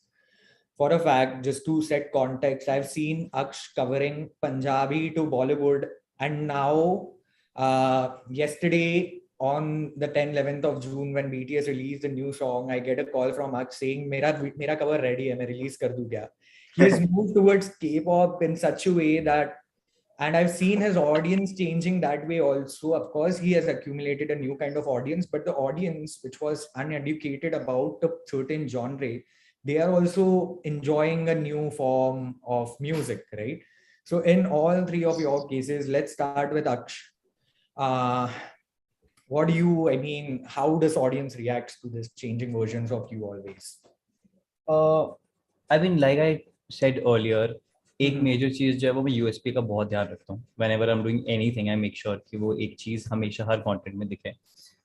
Second चीज मुझे ऐसा भी लगता है कि obviously I do not follow every trend that's coming up, right? If I'm going through a trend and I see कि हाँ इसमें मैं कुछ ऐड कर सकता हूँ अपने वर्जन में अपने तरीके से, then I would do it. Talking about different type of content, I am also planning. I think I spoke to Ayush also about this before. Ayush is also my manager, so he knows everything what's going on. So I told you, I'm also jumping into personality-based content a lot. Yes. What I think is everything. Abhi jo like we talk about patience, and लोगों का patience अभी बहुत कम हो गया है. That is because what is in front of them. ठीक है, पहले you have to listen to a song, you have to go to the market, buy a CD or a cassette. You know, it takes a lot of effort. Now it's just a tap, and if you are watching a reel, it takes like a swipe, you know, to just go to the next one. So that patience level has changed. So I think it's really important right now for every creator in every field, musician, be it, you know, anybody, to have a personal connect with their audience. It's not just about their art now, you know, and that personality based content has to go out. It is very important. Once that is what I learned from BTS, and I mean, in the last 3 months I was studying boy bands, the international boy bands, and I saw what they really cracked was how to get that actual, you know, personality based content they used to put out a lot of person. So like if you talk about BTS ka music is not actually their primary thing that they do. You know, their primary thing is content. Music is secondary. But when you have that kind of a audience and wo aapse personally connect karte, they will listen to every song and everything that you'll put out, no matter what it is. Obviously, playing on the emotions, like making them support you and not just one particular video. Yes, it's the main arcing thing. Yes. So जैसे I know for a fact many musicians जिनका एक गाना blow up हो जाता है, पर उनका next गाना नहीं चलता है because वो सिर्फ गाना चला. They have to make sure कि उनकी identity famous हो रही है, you know. और अभी because patience इतना कम हो गया लोगों में, people don't know about genres, people don't know about anything. Whatever is put out in front of them, हाँ चल रहा है तो that works, you know. They do not have time also and patience कि हम यार explore करते हैं बैठ के कि genres क्या होते हैं music के, कि पहले से rock होता था, metal होता था, you know. Nobody has that time now. So it's really important. अभी की एक personal like trends की बात हो रही. That's why I'm trying to follow trend also. ताकि trend में एक personal aspect डाल के you know gather that वो एक personal feeling आप उनके साथ attach कर लो. उसके बाद and be very genuine. I mean, I'm not saying be fake and do that. Be very genuine. You know, it's very important to be genuine because fake एक time तक ही आप कर सकते हो, उसके बाद आपके लिए वो एक mentally toll लेने लग जाएगा आपको. So be very genuine वो करके and then that's why I'm doing trends now. So वो करके I will make sure कि जैसे जब original निकालूंगा then automatically it's better, you know. Makes sense. When we are talking about jumps, Ahmad, we were just discussing this. You were big on infotainment, then you entered the comedy zone, and then music, right? So I know for a fact everybody consumes music, but if someone is reading your tweets and then you ask them to go check out your YouTube video cover also, how does the audience perceive that? In my case, now actually, it has been a gradual growth. Like I'll talk about like platform-based. I'll be speaking. Coming to YouTube, initially when I did not post songs and all much on YouTube. It was more of Instagram only. So it was always a ratio-based thing. Like my infotainment and trolls and roasts, they always used to get high number of unimaginably great number of views. Wherein if somebody just goes and checks my channel, in between Gana hoga, like we'd say 9K views, 6K views. But eventually, as the audience kept on growing, just because I had maintained consistency there and I did not give up, because I was very sure कि लोगों ने comedy के लिए subscribe किया है. Now I can't force them to watch कि देखो मैं गाता हूँ, सुनो. जिसको सुनना है, जिसको देखना है, उनका चॉइस है. So I think more this side of audience grew. Music का भी धीरे धीरे the explore value and the visibility increased. Wherein coming to Instagram, I think currently I'm going through a rebranding phase on Instagram because I used to be super active on Instagram in 2020. I used to like post every day because we were all totally vella that time. So I used to post one video every day, 1 minute ka content tha because tab reels nahi tha na, so it was about the static post. Yes. So 1 minute ka I used to post all these trolls and I used to ask people to tag their friends. So इतना मतलब every video used to go viral. Her video में से 15,000 16,000 comments because सब free बैठते थे. They just wanted to pull their friends' legs. But in between, I used to make sure कि हफ्ते में 2 या एटलीस्ट एक cover song I used to post. तो क्या होता है, हीट ऑफ द मोमेंट के साथ लोगों का आदत था मेरे को देखने का हर दिन, हाँ ये कुछ ना कुछ अपलोड करेगा. तो in that way they used to just consume. उनका इंटेंशन ये नहीं था कि they never used to wait कि अहमद कब गाना पोस्ट करेगा, मेरे को अहमद पे गाना सुने. It was not that thing.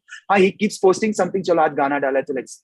But now, a few months ago, I had announced that I won't be posting trolls anymore on Instagram because I felt like somewhere my music was getting lost. It was just like, yet another content. Music ke liye I never had that focus. So what I did was I announced कि चलो मेरे को followers lose होने से मेरे को मतलब नहीं, because I want people to follow me on Instagram for my music. So I wanted to be clear with the platform thing. So I announced that I won't be posting trolls. So I noticed almost 1 lakh people. I had like some 6.5 lakhs followers. So it came down to 5. But I don't really bother about it because those people were random people who had followed me for random reasons from random places during pandemic.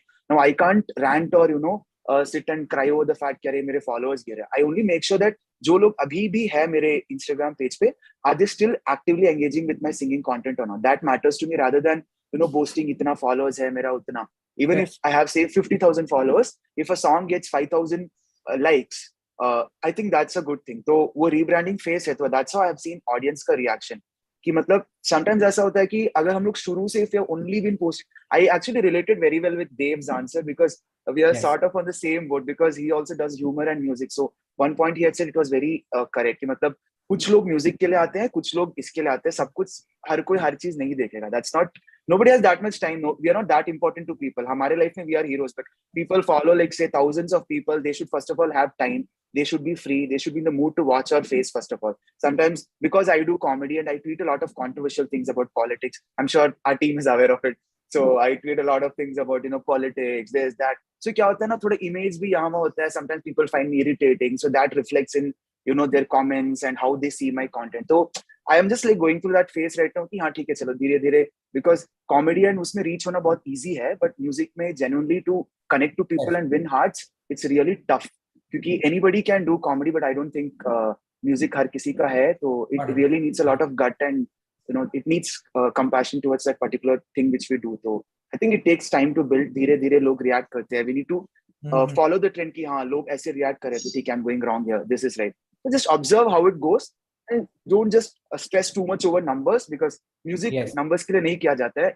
You eventually will reach that point. Don't starting से एकदम target numbers कि मेरे को 1 million views चाहिए, 2 million views. Doesn't happen that way. It धीरे, one or the other day, if you're consistent, you'll be there. So that's my journey. Like that's how I'm seeing. It was different before, obviously, because I was quite immature and I was in my early 20s. But now that I'm 26, I'm going to be 27. थोड़ा बहुत maturity आ गया towards seeing audience का thing. Because also last thing, whenever I post something, I make sure I see it as an audience. Will I be ready to see something like this? As I already said, हमारे लिए हम important है, but people follow so many influencers. आजकल हर घर में influencer है, घर में TikToker है, singers है. तो I think it's a mix of everything. So we just need to be patient. That's it. Right. It's all about finding that sweet intersection between the 10-40% what they spoke about. Yeah. Right. And identifying those people who support you for who you are, because they'll be there for your all forms of content, be it music, creators, funny, jo bhi hai, jaisa bhi hai. They'll be the true reviewers. They're a true audience, basically. Kind of. Exactly. That's there. But moving on to Nikhil, talking about audience, आपका जो art form है उसका age group एकदम ही अलग है. People who you are making content for on social media, that's very different. You started when you were 3. You picked up an instrument which comes in at a very later stage. You're bringing respect to that instrument, right? But keeping things very digitally intact, making it fun at the same time. Right. अब आप जब कर रहे हो, your trend is identifying new songs, है ना, जो trending है, सारे हैं, and उस पे cover banana. You have released a couple of originals also. Right. How does audience react? So again, when you're picking up a Bollywood track, that's a separate territory. When you're doing an Instagram trend, you are appealing to Gen Z maybe, right? Right. So trajectories आपकी सबसे different है when you're molding your content into videos, right? Right. How is the process like? How do you make your content friendly for each kind of TG that you're appealing to?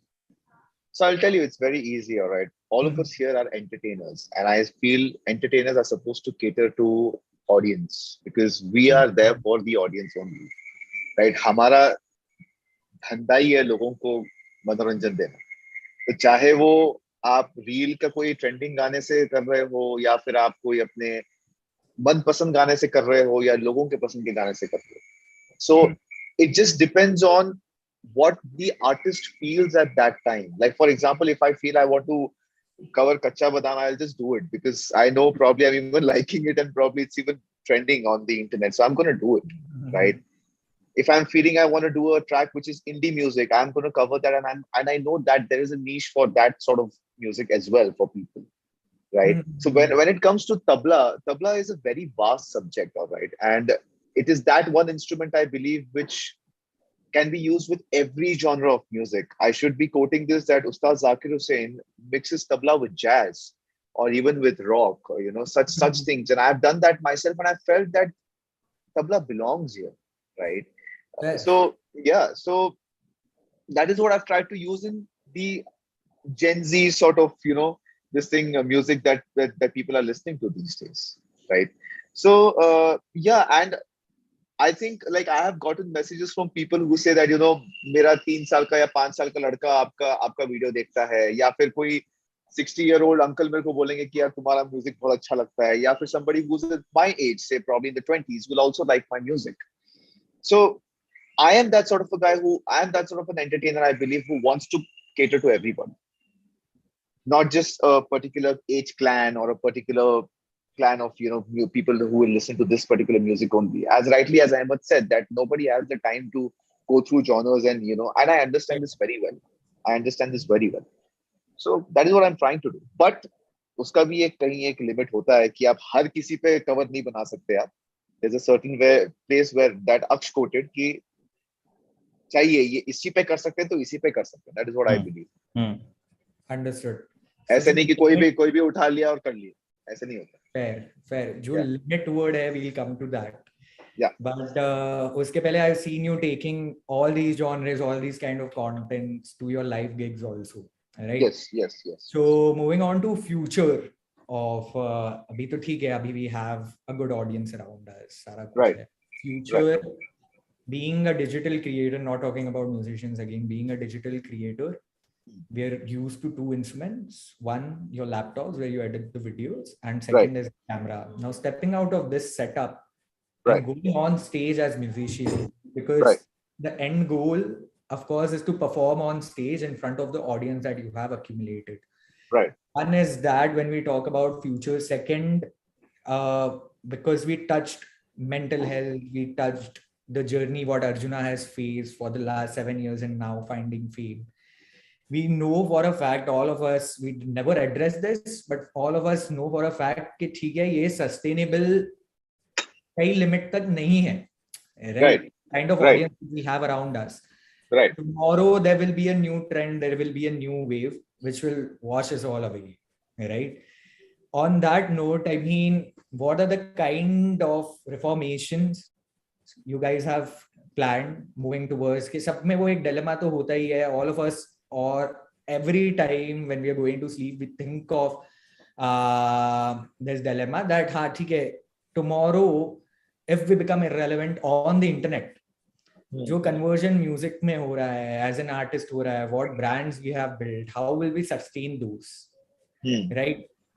So what are those plans like? Basically, future में क्या कैसा क्या करना है, कितने originals है? I think we lost Arjuna. His camera, I think his camera. But yeah, starting with Dave again.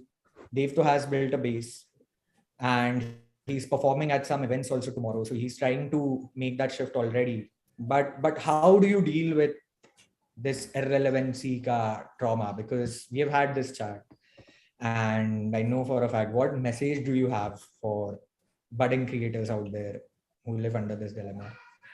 I think every creator lives under this dilemma because you'll have, everyone has a phase where their numbers go really high and then suddenly they drop and then they're just like, what is happening? Right. So you have to mentally prepare yourself because you're putting yourself in this position where your entire thing is based off what other people want and what they think.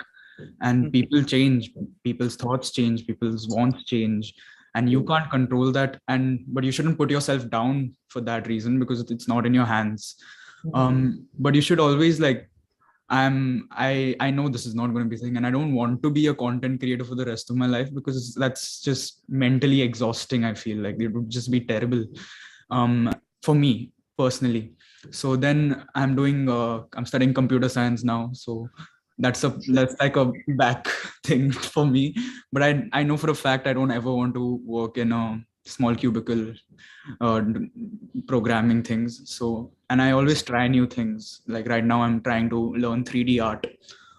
So I just like to go in each avenues and I love it, which happened with music. I like fell in love with it fully. I'll commit myself fully to it. And yeah, the dream is to perform in front of many people singing your song, because that's a different connection than content, because you can't have that personal connection with people with content. Like if someone sees a reel, oh wow, I feel so personally attached to this reel. No one ever says that. But Right. with music you can move people. Right. You can like create feelings that they didn't know they feel. So that entire thing is the dream. So just moving towards that right now.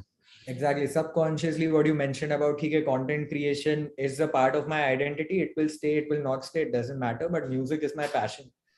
I want to take that career pathway. I want to be attentive towards that zone always, because that at the end of the day will bring you more pleasure as a person, right? Instead of just someone talking about your reels daily or those 100 comments that come under your reels. And right? the thing is, the thing is that with content you have to cater to the audience and you have to see what they feel. But with music you should not create only for the audience. You should do what you feel, because music, exactly, people, whoever connects with your music will be these select few people, like 2 or 3, won't be thousands in the start or whatever, but those 2-3 people's feeling of them being connected to your specific music is like 1,000 times better than like a fan on Instagram or something. Yeah, definitely. 100%. Ahmed, what's your suggestion for the new budding? I think we should all keep diversifying our zones. Like in my case, for the past one, I'm basically from Andaman. I'm not from Tamil Nadu. I'm from Andaman. I belong to Andaman. So I moved into Chennai in 2021 March. So since then, my main reason, because YouTube, so I could have done from my home itself, but the main reason why I moved into Metro is because I wanted to reach out to music composers, give my works. Although I've been in touch with them through Instagram and all, but I wanted to meet them in person and make sure they see my work and get opportunities. And also right now I've started to get in touch with a few, say, local resto bars and corporate events where I can go and perform live, because you never know, kya pata kal ko log Instagram pe ban kar de, yeah. You never know, nothing is certain here on social media, right? Because we can't just base our entire bet our whole life and our everything, emotion, har cheez on something that we see on a phone. So I think in person on field work is also important. So I think to people who are like budding now and who are aiming to do something in digital music, initially, obviously, to get opportunities, you have to be popular. Varna people don't really care, as long as if face is not known. If people do not know you, nobody gives opportunities. It's a very brutal and bitter truth, but I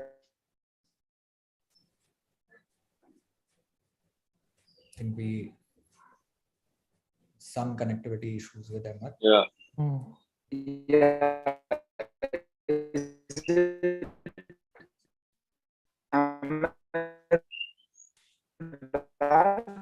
is it visible now? Yeah, is it audible? Yeah, go on. Yeah, all right. So I was saying, as long as we are just sticking to our phones, I think everything is uncertain. So thoda bahut field work bhi karna chahiye. Side by side, make sure you gain a career over. If at all you're only focusing on music, make sure you reach out to composers. Make sure you try for playback singing opportunities. Because uska lifetime value bahut zyada hai. And once we click there, then the sky is the limit. So, and also to perform in, say, initially start with, say, don't go for payment कि हाँ मैं Instagram में इतना famous हूँ, आप क्यों मेरे को सिर्फ 7,000 दे रहे हो, मेरे को 7 लाख दो. You can't do that.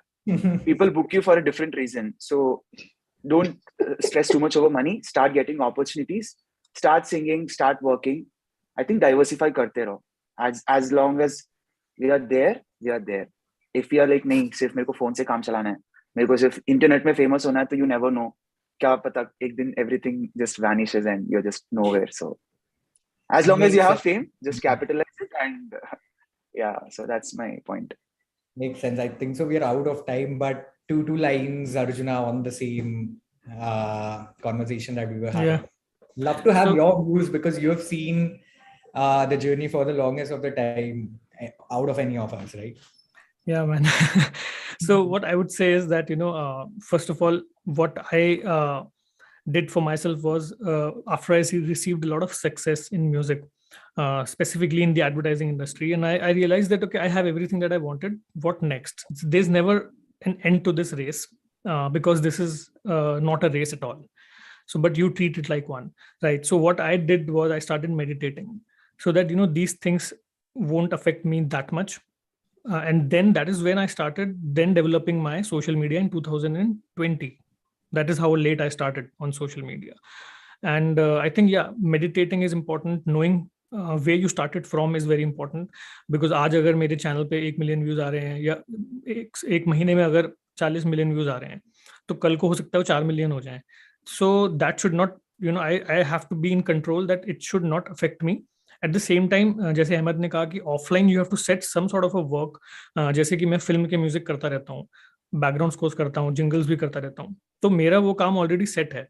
But for people who are only on social media platforms, who are only working as digital creators, I think it's high time that they should also move towards setting up like a parallel business kind of thing. If you're good with creating videos, you can start creating videos for clients. If you're good with creating soundscapes and specific type of like a sound, then you should start doing it for ads or maybe for some other people. When you start working for other people and when you start providing your services, that is when you are securing yourself. दोनों तरफ से bed लग जाता है कि social media से भी आप कमा रहे हो और यहाँ से भी आप कमा रहे हो.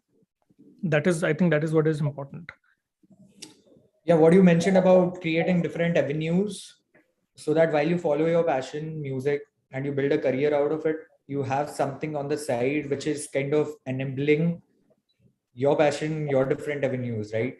On that, yes, I just wanted to add one small thing here as a follow-up to what Arjuna had said. He said, say now his videos get 40 million views a month, and say it comes down to 4 million. But even for just giving an example based on what he said, even for a set of people, 4 million itself is a very, very, very big number. So I think also we should all start feeling grateful for what we have. That's also equally important. That's one thing that I wanted to add, because what we have might be a dream for a lot of people. So yeah. It is actually that's like very well said.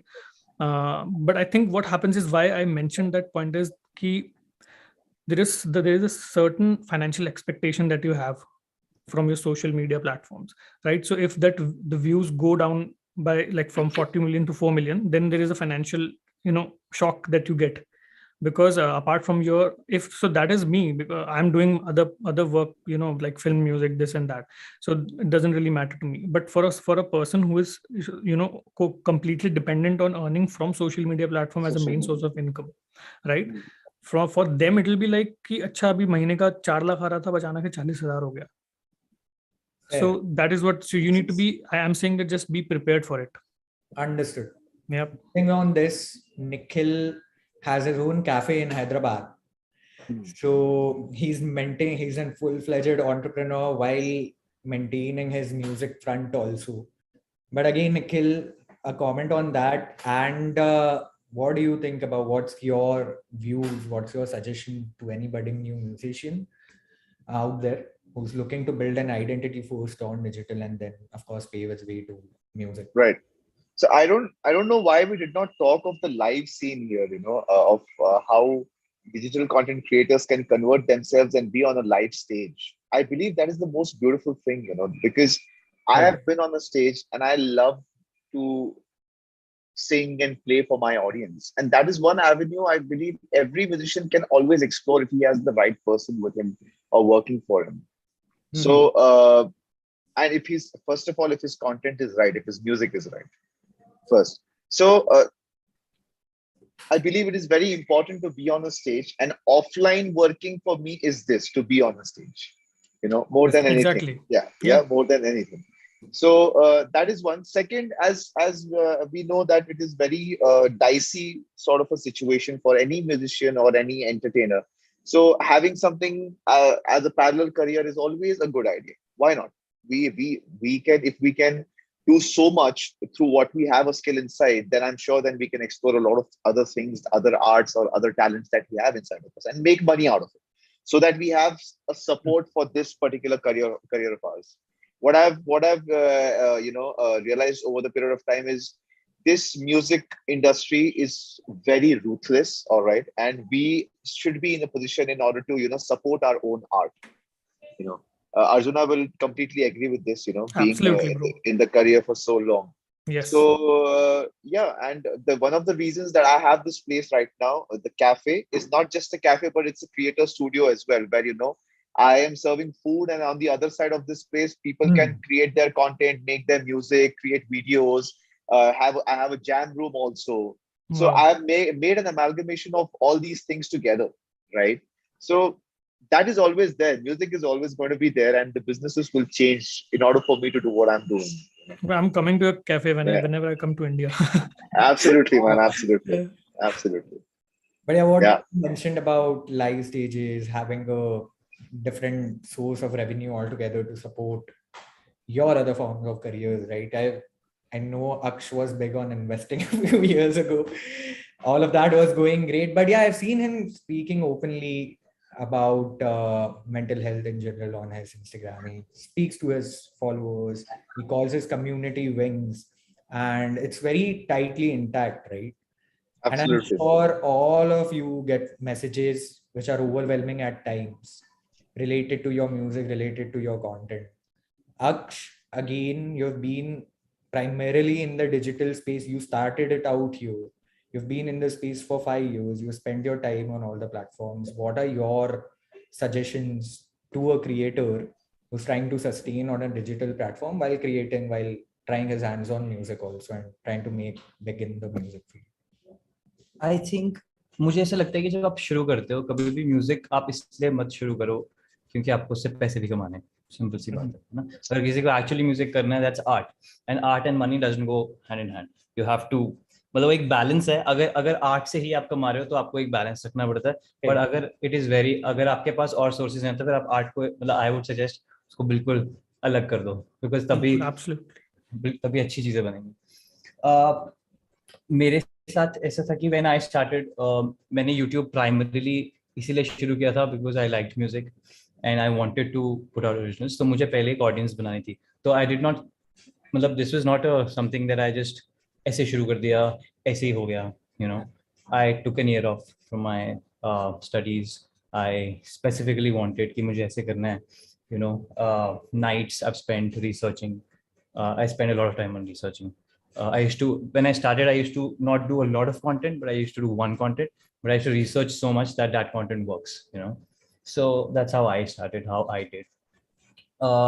After I started, मतलब जब मैंने शुरू किया था तो मुझे कोई पता नहीं था सोशल मीडिया से कैसे कमाते हैं, क्या होता है, ब्रांड्स क्या होते हैं, the first, I think, revenue, मतलब जो first money that, because I do covers on YouTube, so also the YouTube revenue, that's also, most of the covers they get copyright claims. So that's just one thing. YouTube is not just for money. That's something that I'm just doing to gain that audience so I can put out original content later. तो जब मैंने शुरू किया था तो there's this Just forgetting that. So I mean, like my dad really wanted me to do an MBA. ठीक है, तो MBA छोड़ के मैंने पापा को बोला कि बस 1 साल दे दो, बस एक दे दो। जैसे 1 साल, अगर 1 साल में नहीं हुआ तो मैं MBA कर लूंगा. But eventually it worked out for me for a year, and I still remember my first check that I got was for a brand deal only, and it was way like I was called and I was told कि ऐसे brand है, ऐसे करना है, and I expected X amount, and I told him कि तुम आगे quote कर दो, and ऐसे करके, and he told me the amount that I got was 5 to 7 times to what I was expecting. So there's a lot of money when it comes to brands. There's a lot of money. So I think आपको पैसा अलग रखना चाहिए और art बहुत अलग रखना चाहिए. Like Nikhil has also done. I think this is brilliant what he's doing. But it is really important that as a content creator, you research to learn, you learn how you can monetize your audience. Once you get to that point where you're able to survive, and then you should keep putting content. But it is really important to know what all revenue sources. You should not have just one revenue source. It's important to have more than one revenue source. Investing is so important. Please watch Ankur Warikoo. Yeah. Yeah. Investing is very important, man. Yeah, I guess we are self-sustaining people, as artists. Yeah. We have to be. We are not doing a 9 to 5 or a conventional job, कि कुछ गलत हुआ तो company को गाली दिया, boss को गाली दिया और हो गया. हाँ, every artist is already an entrepreneur. और हम ऐसे नहीं है कि हम सीख के घुसते हैं. We are learning, growing as we go. So I mean, I think it's beautiful. It's a good journey, and but it's really important to learn. That's so important. But मेरे हिसाब से लोगों के दिमाग में एक ही चीज याद रह जाती है, and that is originality of a entertainer. That's about it. That's true. अगर अक्ष is good with K-pop, he's good with K-pop. If I'm good with tabla, I'm good with tabla. ये लोगों के दिमाग में बस गया ना, अगर बस हमको सुनेंगे तो कहीं से भी आके सुनेंगे. This is what I believe. That's true. Makes sense. Concluding this panel, I think so. We've touched various points. Originality, like Nikhil mentioned, being the key of it. Arjuna also spoke big about how you should clearly distinguish your personality from being a singer, musician, and a digital creator if you try that out in future, right? And just don't run behind numbers. Be you, be original. What Ahmed mentioned about how you should diversify every form of art that you are pursuing. Music to alag hi ho gaya, but on digital also, if you are a budding creator, diversify your art form in a way where you are not entirely dependent upon a certain kind of audience, and they should be open to seeing new versions of you always. Right. So yeah, it was a great chat. Thank you so much, Radio and Music, for having us here. Take over, please. Thank you so much, Arjuna, Dave, Ahmed, Nikhil, Aksh, and Ayush for joining us. A big thank you to all of you. Thank you so much for having us. It was a lovely discussion, actually. It was a lovely discussion. Thank you so much for joining us. Thank you. Bye-bye. Yes. Bye, guys. Bye. Take care, guys. Bye. Bye. Bye, guys. Bye. Take care. Well, with this, we now come to an end of our summit, and I would like to thank our musicians, our industry leaders for joining us. It was lovely to have all of you. And well, before concluding, I have an important announcement to make. We at radioandmusic.com are going to come up with our second edition of Clef Music Awards, which will focus on awarding excellence in the field of independent music. So a big shout out to all independent musicians. Stay tuned to radioandmusic.com. There are social media pages, our official website. The entries will open soon for Clef Awards 2022. And well, guys, with this, we come to an end of Indian Music Fest 2022. Thank you so much for joining us and attending this wonderful summit. See you all next year with the same vibe and same spirit. Bye-bye. Take care.